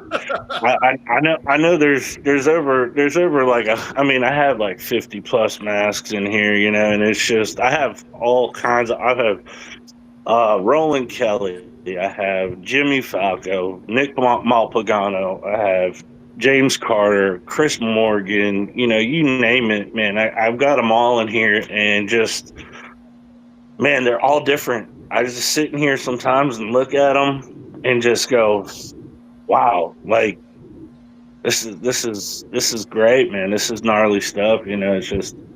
So I just kept it. I just kept it as collecting. Now, as far as my 2018, obviously the stock version of that, man, it had to go. So I gave it like I said, I gave it a shot, and I like it. I think it's going to stay here for forever. I think the next project I'm going to work on is probably like a life size Nick Castle. I want to put him over here. So when you walk into the room, you just go, nah, I don't want to go in there anymore. Yep. That's I'm trying to perfect figure out how to analogy, get man. as I used to have it set up. I was trying to do something in here with this studio, and of course I used to have my life size back here. He's actually, I'm looking, when you said that, I looked to my profile. So you get a life size Nick Castle. Yeah. Or okay. Yeah. Chris? Even that guy back there, which that's actually Scott's mask, but I've been working on that mannequin, trying to get it where it should be. It's actually a Kills. I've had people walk in here and tell me, like, they'll be partying, playing whatever, and they'll be like, "Hey, Chris, get your boy back there because he's fucking staring at me." Sorry, but Chris's outstanding bokeh is getting in the way right now with that fucking amazing camera. Oh yeah, not really seeing it. It's that damn Sony he's got up right now.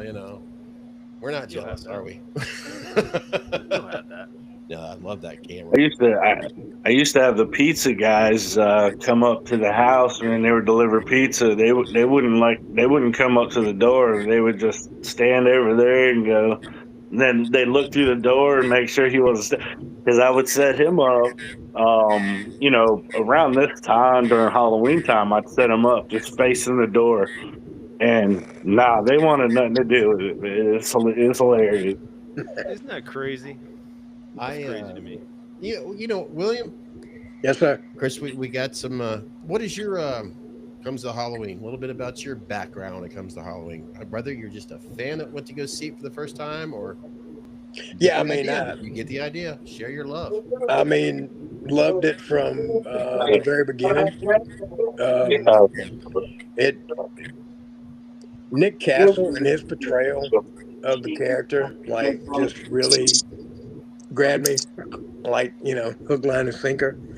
And so I've been really unfair to the other characters that have played him, because, to me, Nick was the standard. He was the original. So, but I enjoyed Warlock. Mm-hmm. I enjoyed his portrayal. I thought he did really well. I thought that was a great follow up to the OG. And then Courtney, man, I think that he did a tremendous job. I think they showed too much of him, without the mask. They showed they tried to humanize him, and that's not what Michael Myers is. Right. He's a killing machine. Like, his blinders are on all the time. The end goal is the end goal, and don't muddy it up with a bunch of bullshit. Yeah. So he's a force of nature. He's like the wind. There's no fucking explanation to him. Yeah. Exactly. But analogy. But I've loved it. I collect some stuff. I've dabbled. I made some stuff. Like I went down back in 03 or 04, 04, 05. Went down to Orlando and took a class with Neil Goldsmith, who used to run Latex Mask Central. I went down and spent a couple of weeks with him. So I mean, I know the process of like mask making. Love it. Just don't really have the fucking time for it. Yeah. And I don't want to jump into anything that I can't just go, full on with it. It's a disservice to, what I'm trying to create. So I mean, I still do stuff. Like I love I love to kind of rehaul a little bit. Some of the Tots mask. I fuck with that. Just my shit though. Nobody else. DP Mask, you when you were showing us, because I wanted to bring that up very quick. When you said you were having fun with it. Yeah, that's the key thing. And anybody that watches this now, that's just it. Have fun with it. Make it your own. Yeah. William, like, I know I don't want you like. I'm not gonna like overstep my bounds here, but dude, you're not. If it's something you enjoy, like, dude, it's not a disservice. I mean, you don't know what's hiding inside you, Yeah, I mean, I appreciate it. Like I've done. I did a pretty decent job on a '74 Leatherface that I could probably shoot you. I could shoot you an email with some pictures in that I dabbled with back in the day. But I mean, I just like to collect, I understand I still say if it wasn't for Leatherface, that was actually the originator right there. When they created Texas Chainsaw Massacre, the whole mask concept. Yes. If it wasn't for that, I'm just saying. Yeah. Hell yeah. I mean, I don't think any of us lost sleep because we didn't know what the fuck Bubba looked like under that fucking mask. So that's what it takes me back to. Rest in peace, Gunnar Hansen. Takes me back to fucking Myers. Like, who gives a fuck what he looks like under the mask? We just want to see the fucking mask. Oh, gee. Yeah. But we gotta give props to Mr. Tony Moran. We're going into Tony Moran territory. Oh shit. Old angel face. Oh boy. I love that one featurette. We've all seen it. We're all fans of the Halloween franchise, but I love how John Carpenter here. You guys can help me out here. He didn't know who the fuck that guy was. I don't know. Man, it's crazy. I got a Nag Mask made a mask. Man, this thing is super small, and it's called the Nag Tony. I'm sure you guys know it. This thing is so small. I just got it because but it's just hilarious. It's hilarious. You got Tony Moran, man. He's special. Yes, that's old. Yeah, he is special. He's short but special. Chris, and we're gonna say DP to respect your privacy. Yeah. He's cool. The two of you, my collection has never grown as much. I still have it, but the two of you could tell you right now to anybody who's watching and listening. Yes, you have your collection, but do you really truly worry about as soon as you get there's a party that wants to try it on, but do you really worry about that every day? About wearing those masks? I know it's not. No, trying it on. Yeah. No, I don't. I have. My wife has put on a few of these masks. We put like a beanie on with like a protective like layer on underneath. She displays for me. I've kind of gotten into or trying to get into the photography field. I really enjoy taking pictures of the masks and stuff. Mm-hmm. For the most part, I make I have a half bust, and I'll just like angle it however I like to. I made some things to where I can like change the neck, and all that stuff. So that it's basically just I don't I touch them basically never, unless I just take it out of the case and just look at it for 2 minutes, take a picture, put it right back. I mean, I don't. I'm I'm a big boy. I'm more of a Jason size guy.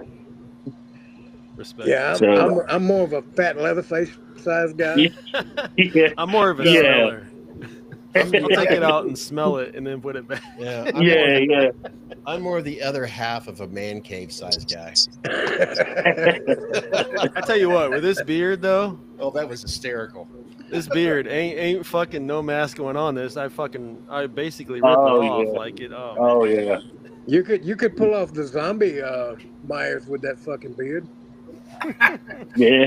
I need to give me like a Knights. What is it, the white satin Bellator? Oh man, I need to give me one of them. I took some personal time to grab another beer, but I can't help but think of that one video where he puts the mask on for the first time, and all you see was like the '70s fucking chair. It Oh, almost it was like chest hair right there.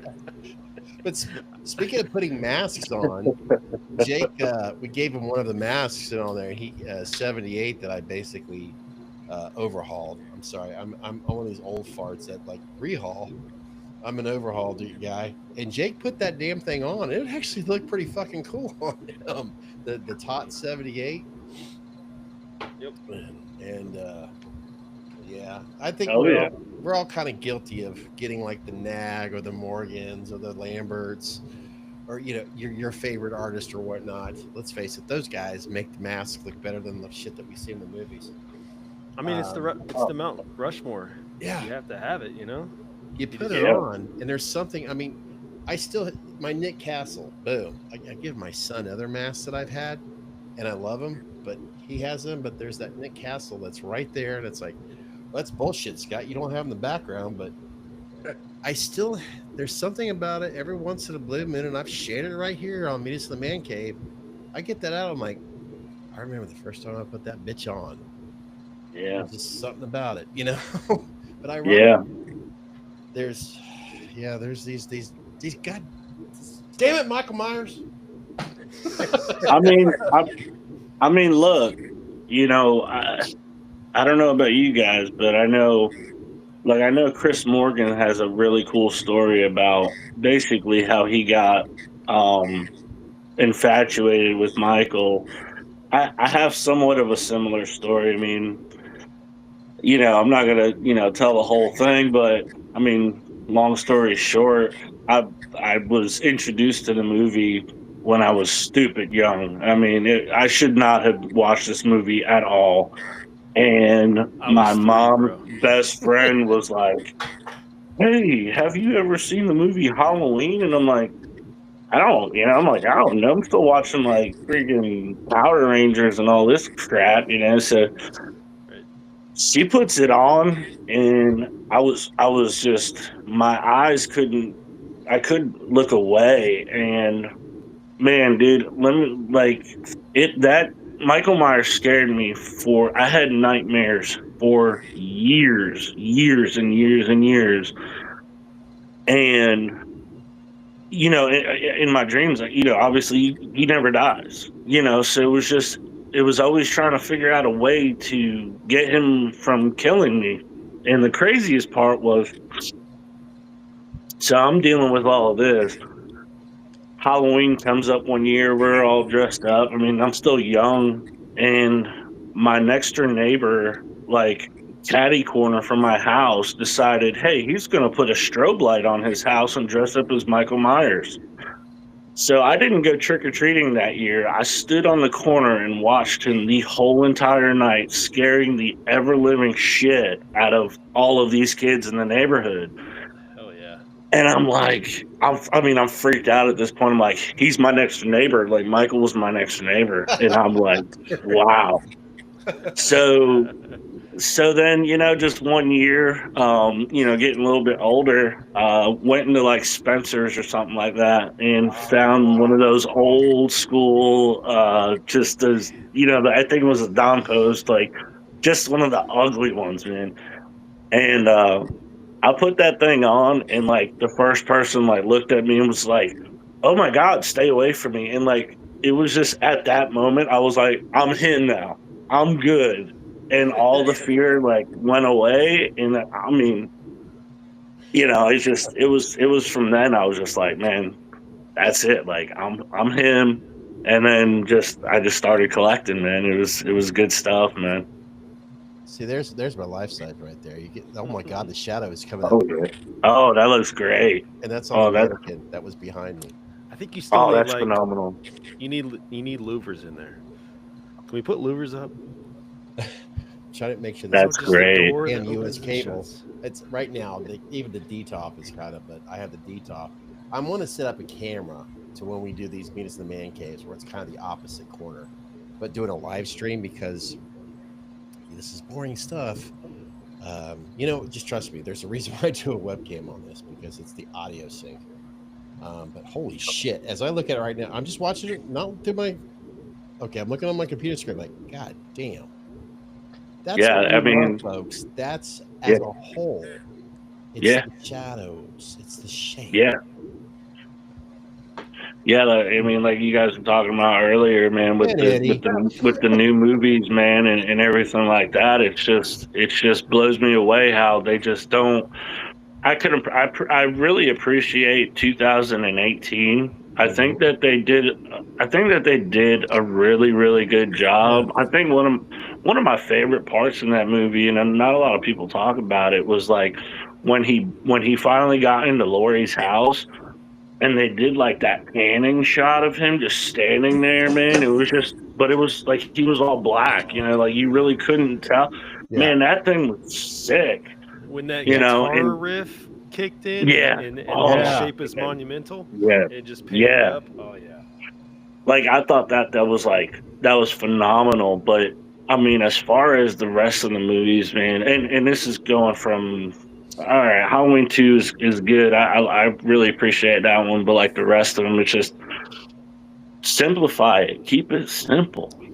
That brings me up. I'm going to get Jake in this because since Jake won't shut the fuck up. So, Jake, we're going to have you answer this first. Just talk so fucking much. That's right. I love the king of the hill in the back.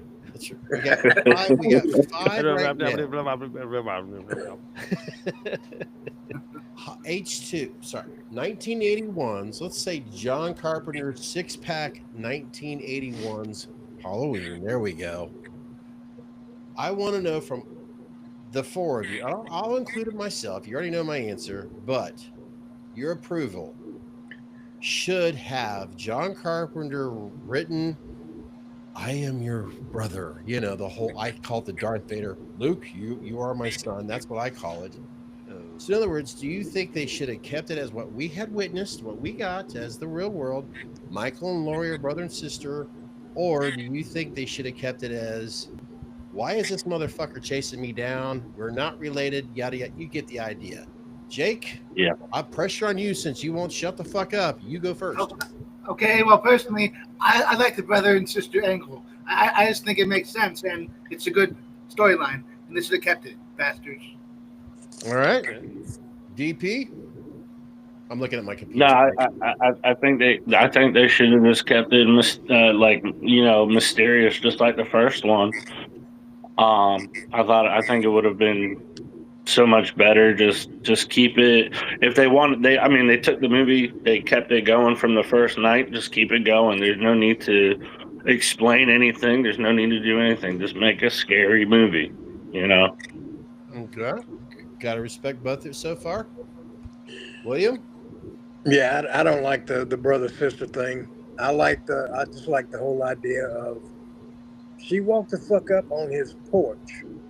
That's his fucking space, and she pissed him off. And that was a fucking enough for him to make him want to go and kill all of her fucking friends and her. He's cuckoo. Yeah, right. I mean, somebody comes up to my fucking house and they're fucking around, they gonna find out. Well, there you go. I want to say there's 5 of us here. I said 4 more, but Chris is just as responsible for this podcast as I am. But I already know Chris's answer. But Chris, do you want to participate in this response? Well, yeah, let's make it a round table. That's discussion. right. I mean, hey. So I go down a weird path with this because part of the man, part of the franchise that I love came from that umbrella. So if we get rid of that, then that movie may have never happened. If we hadn't have had the brother-sister thing, then we wouldn't have got H6. We wouldn't have got Jamie. We wouldn't have got that, kind of break off. Mm-hmm. So I have to be behind the brother and sister because I wouldn't have got the uncle trilogy out of it. I have to be behind it at some point because H6 is my number 3. Oh, yeah. There you go, folks. Everybody who's watching and listening, there you've got a. See, this is. Wait a minute now. We didn't hear you. This is democracy. This is you listen and you respect everybody's feelings on this. Mine. Okay, I'm going to ask you another question. It's like devil's advocate right here. Jake, you are an uncle, I know for sure. Chris, you are a dad, I know for sure. DP, simple question. Siblings, are you a father, uncle, or you're just your masks? You get the idea to answer this question. Yeah. Okay. William? Yeah, I'm a father. Yeah. So you got a father. We're going to say plural for all of us. If you ask me who do I love the most between my son and my dozer? I love all of your guys' responses. I am an old school. I love the traditional line of let's just keep things simple. Let's don't have the dot or the brother and sister thing. Well, at the same time, I'm going to be an asshole here. I respect why fans like Chris and Jake want that brother and sister thing. There's still that old school fart in me like, keep it simple, asshole. Keep it simple. But I love the that tree, that branch that just continues to grow that you need to fucking trim because it's spreading your other neighbor's yard. They're like, you need to trim that motherfucker. But when it comes to the Halloween fans, sometimes I listen to everybody else's experiences and the reasons why, and I'm like, motherfucker, you got a point. I don't think I can cut that branch down yet. I'm old school, but I respect other people's concepts. So here's a how do I choose a kid? A station identification right here. We kept the randomness of Halloween. We kept it to where not brother and sister. Maybe we kill off Jamie in the second, and he goes off to the next. He continues the babysitter, killers. How long do we think that could have went? Keeping audiences interested. That's a very good question, Chris, because that relates to what I brought up. How much longer can you reinvent the wheel? The only thing I can really come up with is like maybe instead of the sibling thing to keep him going, he finally kills Jamie.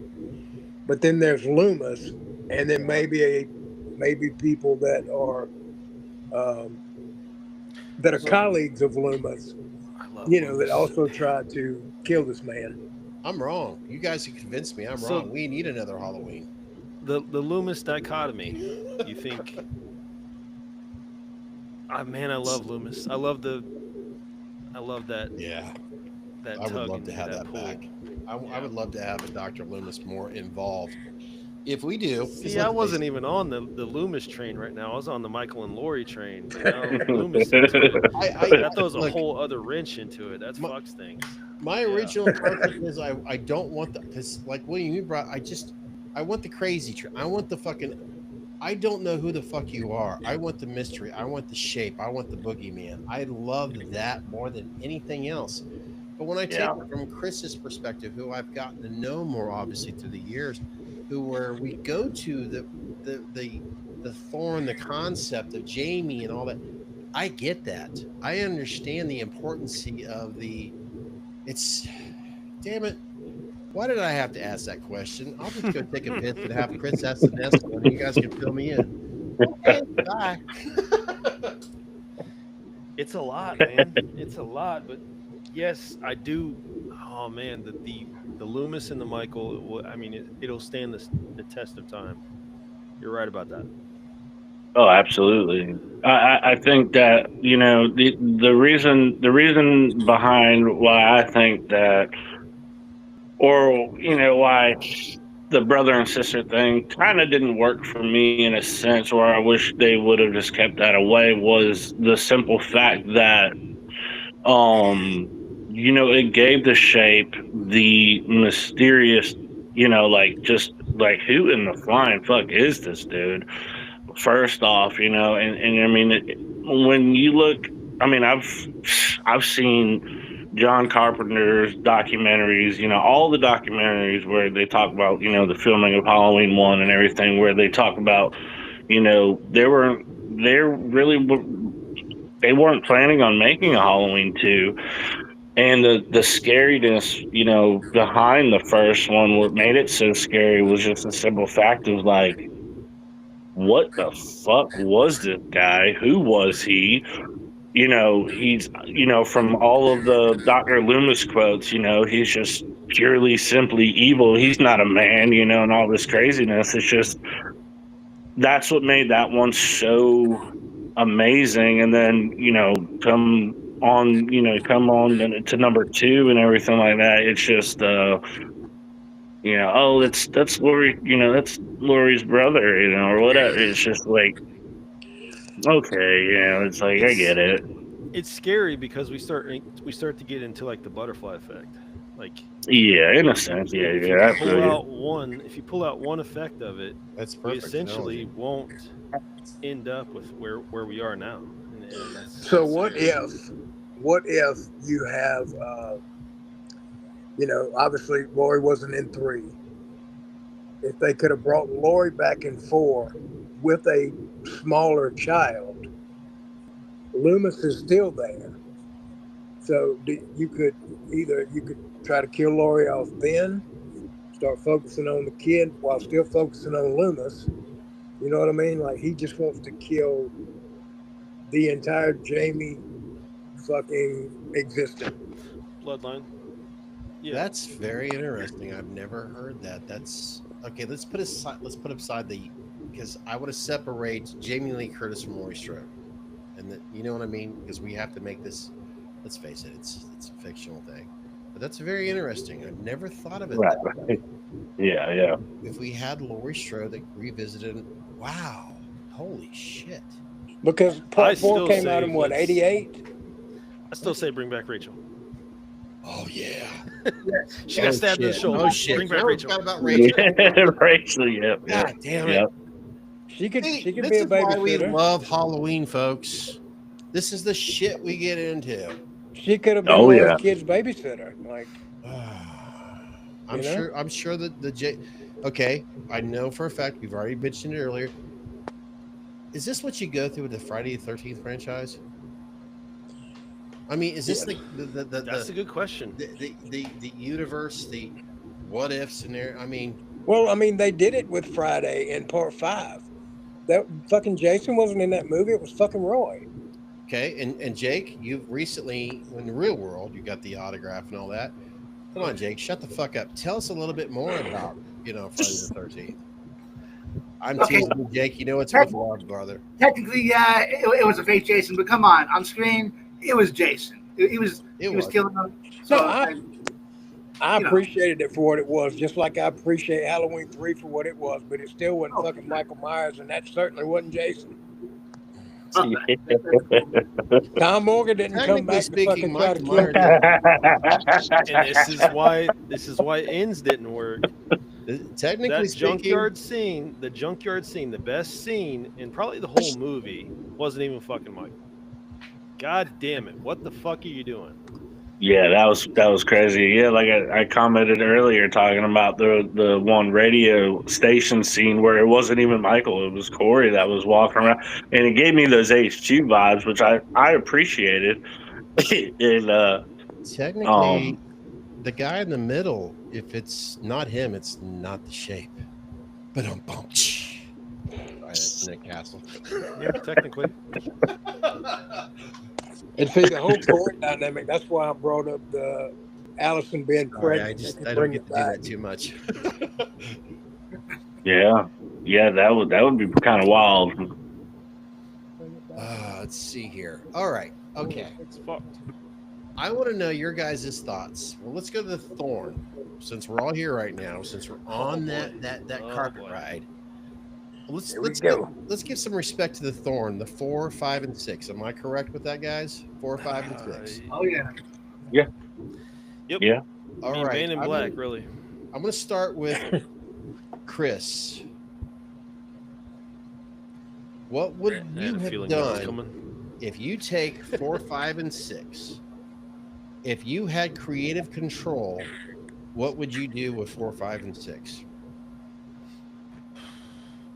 I think everything that could have been done was done in 4, 5, and 6. Like what was started in 4 was like a fucking someone packed a snowball, right?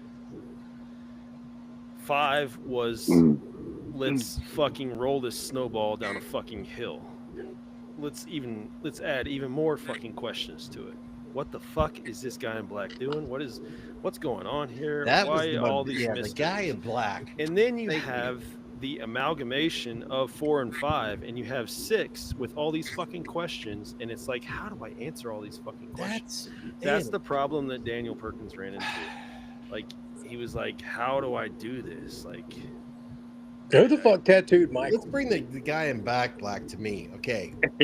I can say, you brought it home there. Okay. All right, Chris, who's next? Not me. I won't go last.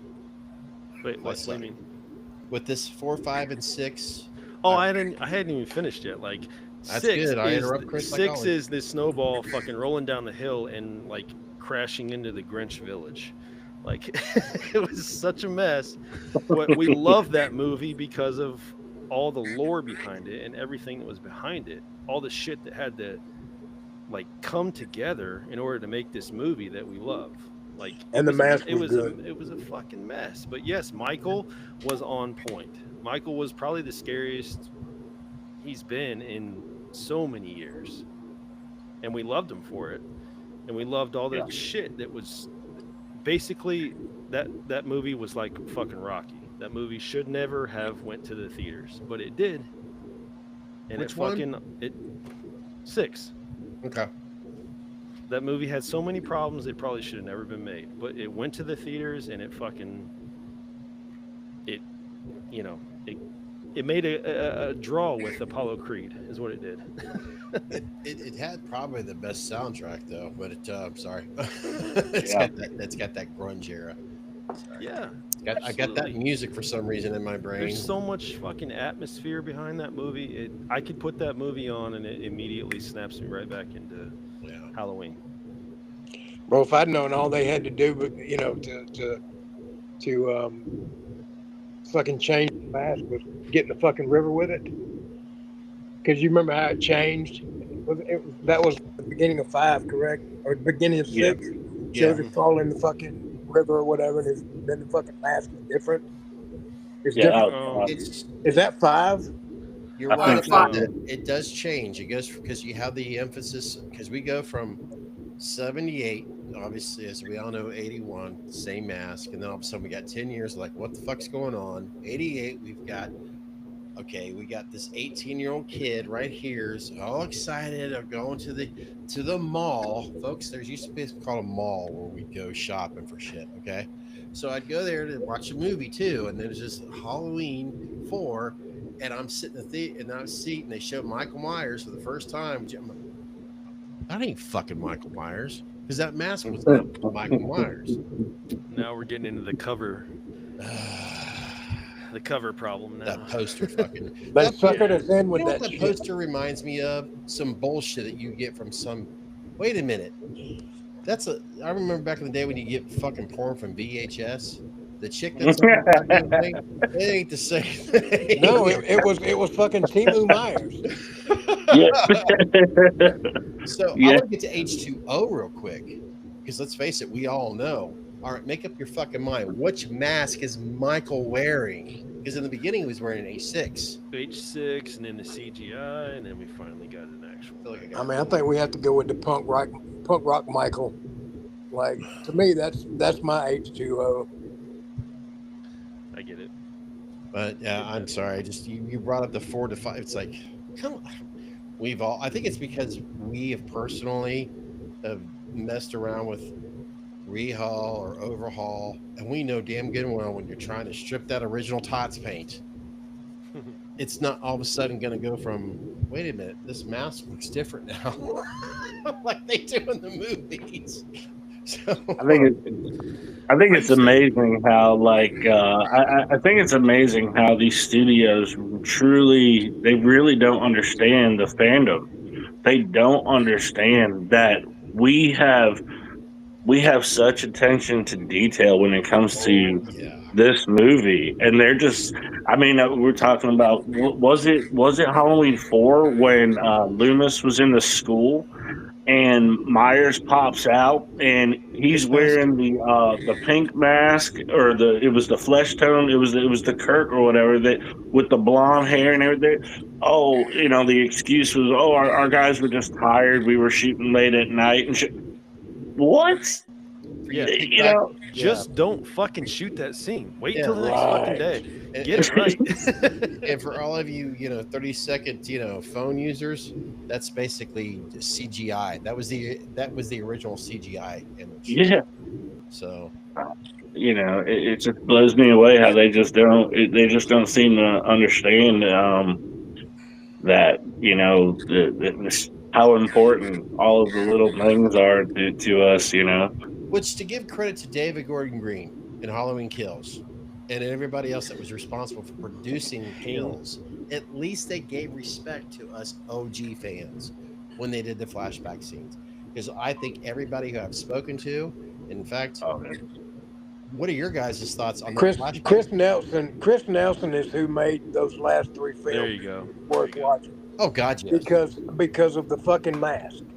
There's no doubt about it. I'm very actually, somebody I haven't spoken to in a while who started following me on my original YouTube channel.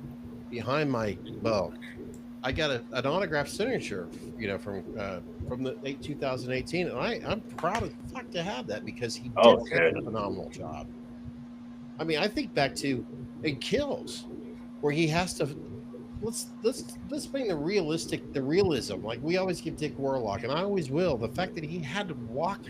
He's in fucking flames. Let's separate the film itself. This guy risked his life to walk being shut up in flames. I wouldn't fucking do that shit. So you got James, as the law firm. Yeah, you can't see it. Evil dies to. Oh God. You could. Okay. God damn it, mother. Shit. That is. I think that he has to do that scene where he's fighting the firefighters who absolutely, as we all heard by now, they loved it. They were so honored. They had so much fun making that scene. So let's take David, David Gordon. We'll take the fact that he had to do that to go through the physicalities. And still look like Michael Myers. Hang on. That's props. Hang on, let's logistically place this into place, because I feel like David Gordon Green gets a lot of shit, right? I feel like he was the director that was coming up. He's always loved the Halloween trilogy, right? Or not trilogy, like he's always loved the franchise. So he wanted to create his own version of it, right? I attribute it to an artist that's writing an album. I feel like he had this movie that he wanted to do 2018. I feel like he did it. And if we're being honest, 2018 is probably the only one I want to watch. Yeah. Out of the trilogy. Yeah. So I feel like he did that justice. We did. Then we got the studios that butt in after that. We got to make a trilogy after that, because if you guys will remember, not long after that, we were going to get one sequel, and then COVID hit, and then it turned into 2 sequels. Remember that? Fuck. Yeah. That's where I think we got fucked, because 4 writers were brought in for ends, and that's when everything. You're right, got fucked. Chris. You know what? Chris could drop the microphone right now. Honestly, I think the studio, just the same as they do with music albums, studio got involved and wanted more of this. Jack, you want to get some ice cream? So, wasn't Marion the one that originally said "Evil dies tonight"? Yes. Yeah. Okay, so by the time we get to the fucking hospital and they're chanting that bullshit, she's deader than fuck. So how did that fucking correlate over to the goddamn hospital? let's think To about ruin this. the Oh, fucking movie for it was Tommy Doyle. Tommy Doyle screamed I it. He's think, like, yeah, "Evil dies tonight," and then everybody just started going crazy. That's why yeah. all them fucking people died at the end of that Yeah. movie too. It's funny. I'm looking at my door frame, and I've got the license plate that my son got me for a birthday present with the original Lincoln. See, yeah, I guess you know how we all do. We kind of have to go to that whatever's part of our brain to think about that. So yeah, like, wait, did she say that, or I don't know. That evil. It takes us It back was to 2020. We're all in this together. That's what he fucking reminded me of. Yeah. It was crazy, man. It was a cool thing. I got to experience them filming over here. I live in North Carolina. Oh, I was gonna ask you guys So what state yeah, you're from? North Carolina. so yeah, yep. So I'm right here by Wilmington, and they were filming at the hospital over here. So I got to see a little bit of that, which was pretty cool. Is the Damn. the individual that that wanted to reenact or build a Myers house? However, you guys, I think you know what Chris knows what I'm talking Yeah, about. the Myers NC house. He's got Myers a House NC. Myers House NC. Yep. Is that close Yeah. to where you live, or? So he's about 4 hours away from where I'm at. He only offers visits. I think he only offers visits like once or like one weekend or a week out of in the month of October or something like that. So you got to buy tickets or whatnot. So I mean, because it's his legit house. Yeah. So you got to buy tickets, and you can take photography, do whatever you want to do, and hang out over there. I think he plays the movie and all that stuff. So it's pretty cool. William, statewide, what state do you live in? Georgia. Georgia. That's right. Should remember the comments. I mean, you been get- drinking, brother. Been drinking. Okay. You have Georgia. Rob Zombies, and if I remember, didn't they shoot? Yeah, they showed over close to Covington, I think it was. Didn't they do Ends as well as Georgia? I thought there was another Halloween other than Rob Zombies. They did. They did Ends over in Savannah. Okay. Living here in Ohio, that sounds familiar. Like, when people go to Florida. So it's over close to the coast actually. Savannah is. Okay. So. And Jake, he lives in that Bowling Green area. It's like, well, is it Kentucky or Ohio? Jake won't be able to tell us. Oh man. Do you guys have any conventions coming your way this year? There's a couple small ones. There's nothing really that's too big around our way. We get some in like the Charlotte area, but most of that stuff is kind of up north and all that good stuff. And I wanted to try to go for this one that's coming up in Ohio at Cincinnati or whatnot, but that's here. Sherville, yeah. Dragon Con's the closest thing to me. I used to wrestle there every year. But I mean, and I could go. Like, I could just reach out and be like, "Hey, I'm coming." William, did you with you being with the experience and history with, did you ever have a chance to meet Hulk Hogan? One time. One time, Yeah. I was doing some extra work backstage at WWE. Okay. And it was just a chance thing. He happened to be there, and didn't get to have a conversation with him, but that's one of the, like, he was the guy. So I mean, kind of like you were starstruck looking at him, and I'm glad that I didn't have a conversation with him, because I could keep the same mindset of him that I had from my childhood up. Yeah, I see what you're saying. I get exactly what you mean. It's 50-50, man. I always have that even though I lost the one person in this world that I truly would have given anything to have met, I grew up fantasizing about that.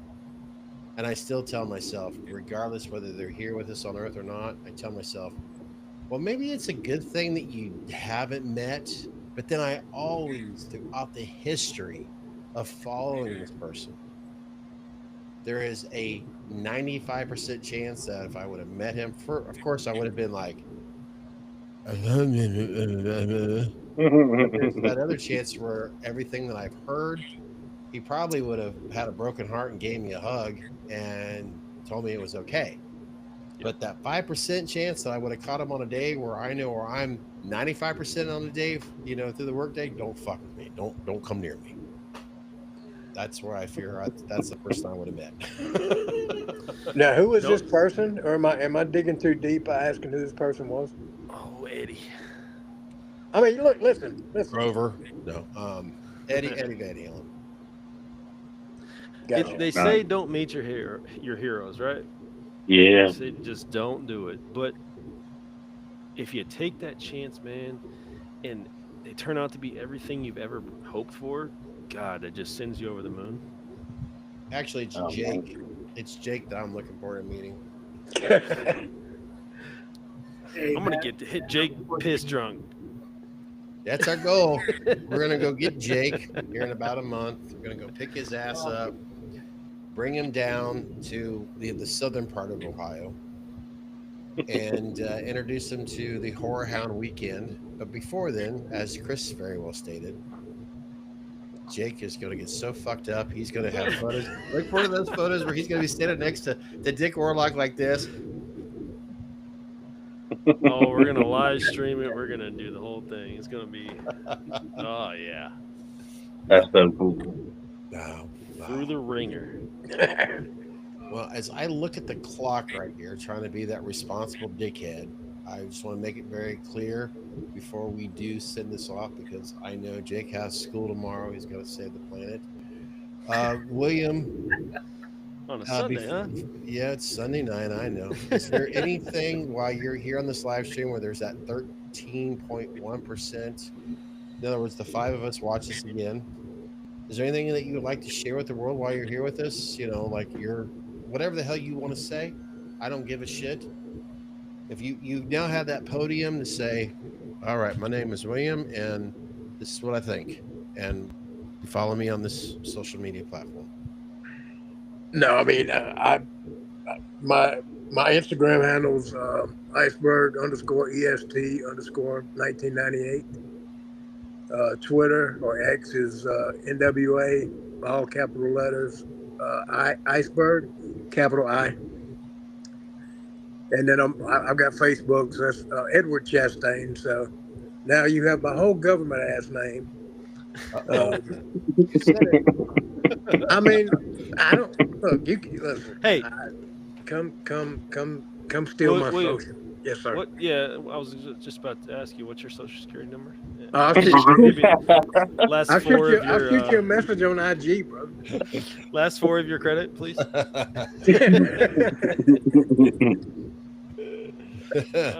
DP. We're trying to respect the fact that you're sharing DP, which means Dr. Pepper. I thought it meant double penetration. You obviously. Yeah. Yeah. I thought it was donkey penis. Donkey penis. No, it's just it's my first name, my last name for sure. You know, I just put DP, the Mass Preserver, and just what I try to do is I had a Facebook, my own personal Facebook, and you know I'd post like mass and stuff like that. So I try to do something to just try to keep it separate away from like my personal Facebook and everything like that. So yeah, I'm at DP the Mass Preserver. I'm on Instagram, Facebook, TikTok, all that good stuff, man. I just basically just like I said, do photography, try to show these things off, you know, as much as I possibly can. You know, doing different things, you know, different lighting, you know, whatnot. And just no, I just want to say I really appreciate you guys doing what you guys do. You guys keep it fun, man. I'm tired. Sometimes I get tired of listening to the same music all the time, so I just pop on your guys' podcast or, you know, you guys thing on YouTube, just listen to it while I'm working and just have a good time. I think that there should definitely be more you know, as far as where I go, I know that, and I have nothing I'm trying to say is to try to come off negative towards like any of the artists or whatnot, but I feel like a lot of the collectors are in a sense like neglected. Like, you know, we're the guys that are spending the money on this stuff.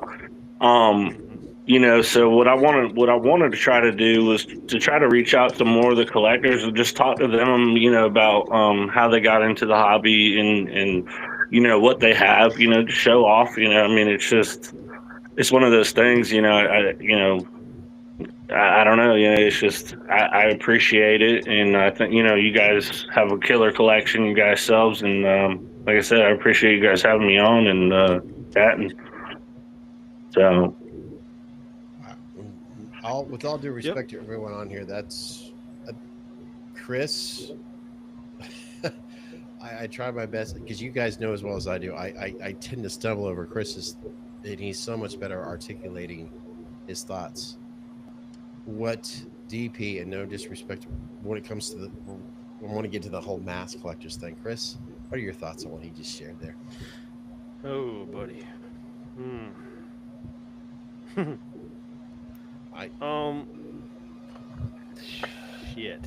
Shit.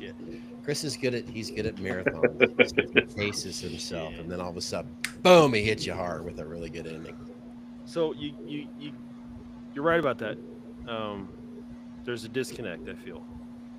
Yeah. I think just a disconnect, just like an artist becomes to a certain level and gets disconnected with his fans.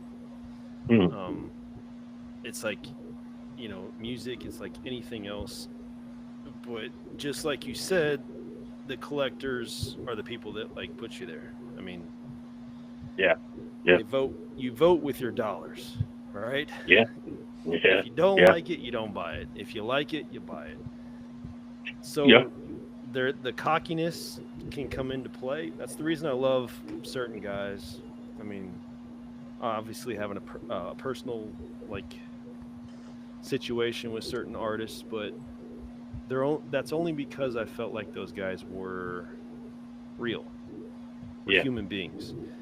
They'd reach out and they'd talk to you on a personal level. So those guys are the ones that I stick loyal with. But yeah, there's certain guys that just have reached a level to where they feel like they are like God's gift to mask making, and that's fucking just weird to say. Right. That's fucking real weird. I mean, how do you feel like you're that good at fucking latex? Like, Jesus. Right. Just let's take the what is it? The red pill to stay in the matrix. Like, let's just fucking take the red pill. Let's humble ourselves and just be like, I'm a real fucking person just like anybody else. Like, I'm not God's gift to fucking Michael Myers mask, which is just... Well, it's an $8 piece of latex. Like, I understand the work that goes into getting it to that point, but I mean, I respect the craft. I respect the craft, and I respect the hell out of the dudes that will become actual, like, real true friends, like, but we still like appreciate their artwork because they're artists at that point. Yep. But some guys just take it too fucking far. Yeah. I'd say. Well, like I said as well, most of the like the podcasts or like most of the things that you can stream on on all this media platforms and all this stuff, it's just mainly directed towards the artist, which great, that's awesome. But I feel like I'd like to hear from more and more of the collectors, man. I'd like to hear what their favorite masks are. Just like I think I just watched your guys' video, your guys' top 5 about 2 days ago or whatnot. Phenomenal video. It's just fun. It's fun to watch. It's fun to see what other people's tastes are and and all that good stuff, man. It's enjoyable, so I agree. I agree. I think we're coming full circle with that because there is the initial point where you start a channel and you're like, okay, we got to do this. We got to talk to these guys. We got to get in contact with these guys. And what we're kind of coming around to the fact is just like, if we make it about someone else, like people are only gonna like log in when we have those Yeah. people on. I've been Yeah. there. Oh, Yeah. there.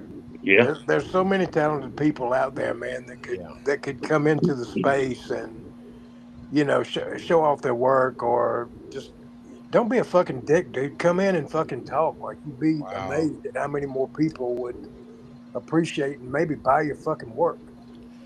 You know, it's funny as someone who participates in creating content, and it always seems like let's face it, there's a beginning, a middle, and end, and we're closer to the end here. And everything that we're sharing here, I feel like should be at the beginning.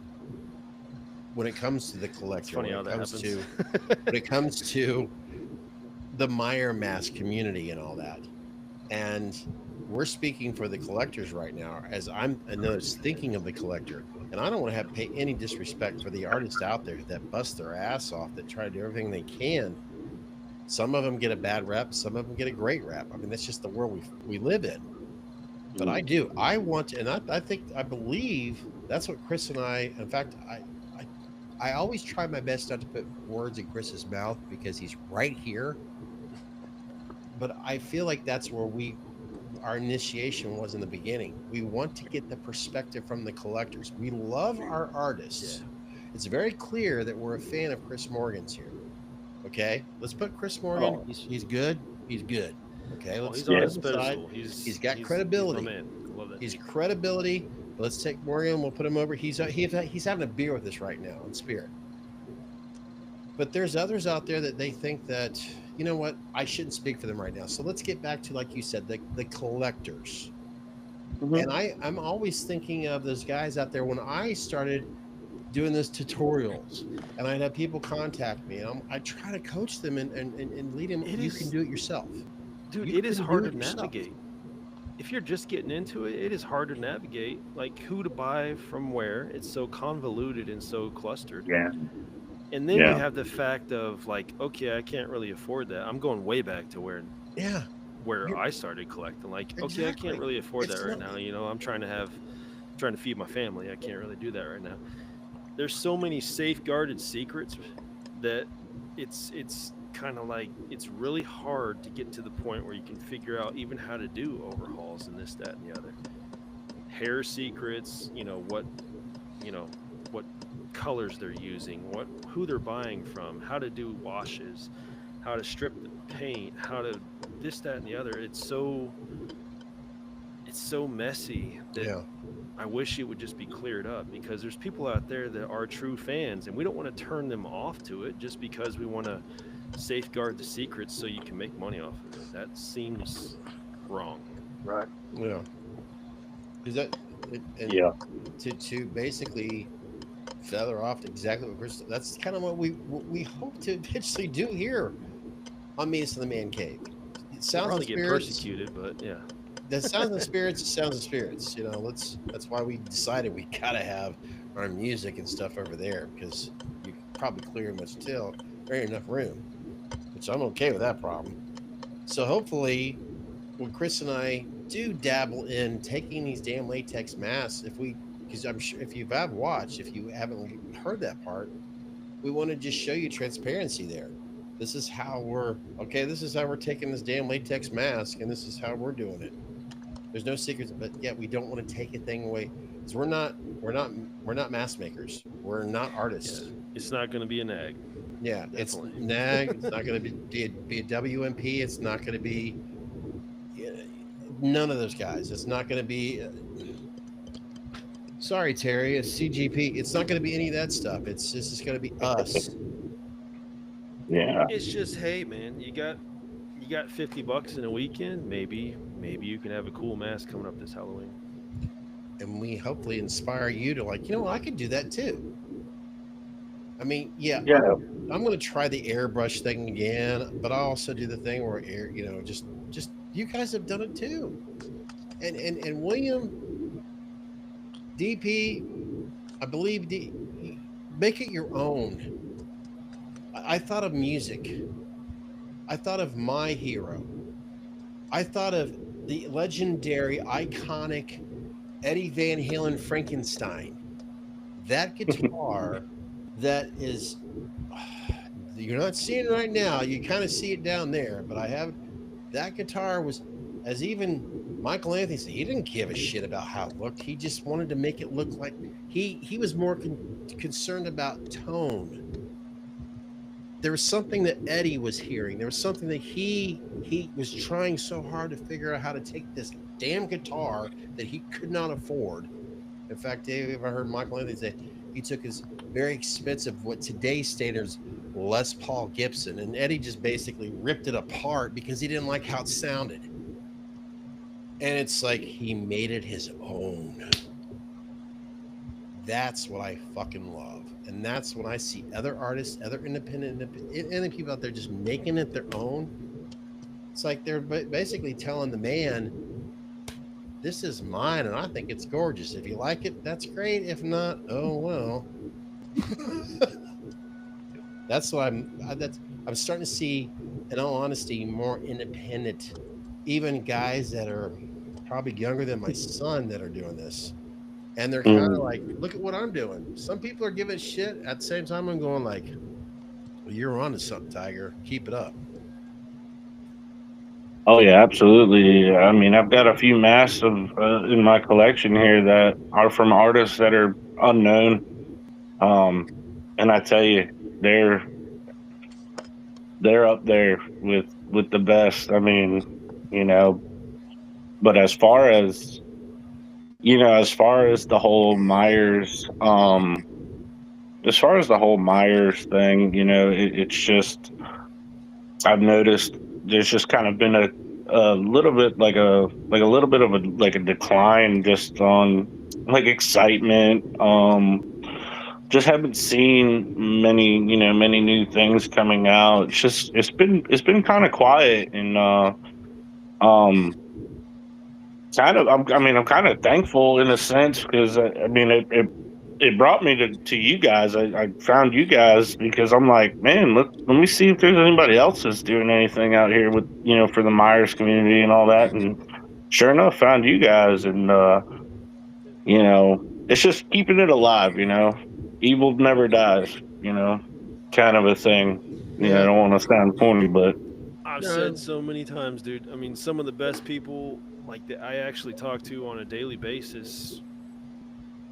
I mean, have not have met them in person, but I've met them through the horror community, and they're some of the best people I know. Absolutely. We have a strong community. And it's funny you say that, Chris, because I have actually heard others talk about, let's say, the conventions where it's not horror related, where it's the technology and all that. And there's, I kid you not, I've recently heard people say, "Oh man, there's some of the biggest assholes out there." I'm like, that's not been in my experience with the horror conventions, because it hasn't been. I mean, the horror conventions, and Jake, I mean, in all seriousness here, Jake shows a lot of his experiences going to these conventions, and I see nothing but him being on cloud nine. No, I'm serious, Jake. I mean, what are your experience as a whole when you deal with going to these conventions as people? What are you seeing? What are you feeling? You know, when you go to these conventions? Nervous, excited, and scared. I don't want to fight. For example, meeting Dick Warlock or something, you know, and I'm excited, but I'm also a little scared, you know. I don't want to come off as a dork or a fanboy, but I want to let them know that I am a fan. So I don't know how to react sometimes. But how do they treat you? I mean, in general. They always treat me nice, you know. I've never, so yeah. And I'm sure when you see other individuals like yourself that are there to meet their heroes, they're people that I mean, as a whole, I mean, how do you experience this when you go to these conventions, with just in general, the day in the life going to the convention? I try and take it all in, and I don't know. I like to try and meet people, you know, and say a random quote or something from a movie, like, "Hey jerk, speed kills," and hear someone, you can tell me what that movie's from, you know. Yeah, and they get it. Yeah. Well, that's the best part I think about them is because you have an entire community of people under one roof. Yeah, it's cool to meet the celebrities or whatever, but you have like-minded people There you go. that you are around. And that's the best part, man. It's the fucking brotherhood of the whole thing. Right, because you walk in there I and agree. yeah, it may be exciting, it may be nerve wracking. You're exciting, you're nervous, but you can look around and be like, yeah, these are actually my people. And they're I can and be Yeah. I can be And myself here. we all feel the same way. We're in the same community. We're in the same umbrella, and not one of us is thinking about. And I'm being realistic in the world we live in, but we're not thinking about culture. We're not thinking about politics. We're not thinking about race. We're not thinking about all the stupid shit Fucking that we trying have to to deal with on the escape road. it. We're there. We're all having a good time. Yeah, okay, we're all there for the one thing. We have the one thing in common, but isn't that the thing we deal with in the world anyways? There's something about this community. All of a sudden we're I don't know. It's like we're kids again, where we're innocent and we treat each other with respect because we're holy shit. This is so cool. We don't think about all that stupid shit that we're I guess the product that's around us is all right. What's going on today? Well, this stupid thing here, this stupid thing there. We don't think about that shit. No, because it's unlike in politics. Everybody's in the same fucking party at these conventions. Like it's not Democrat, it's not Republican, it's fucking horror, and that's it. Yeah. And just remember, Jake, Dick Warlock is only a man. True. You know Just what a might be man. fun? We try telling that Jake every time.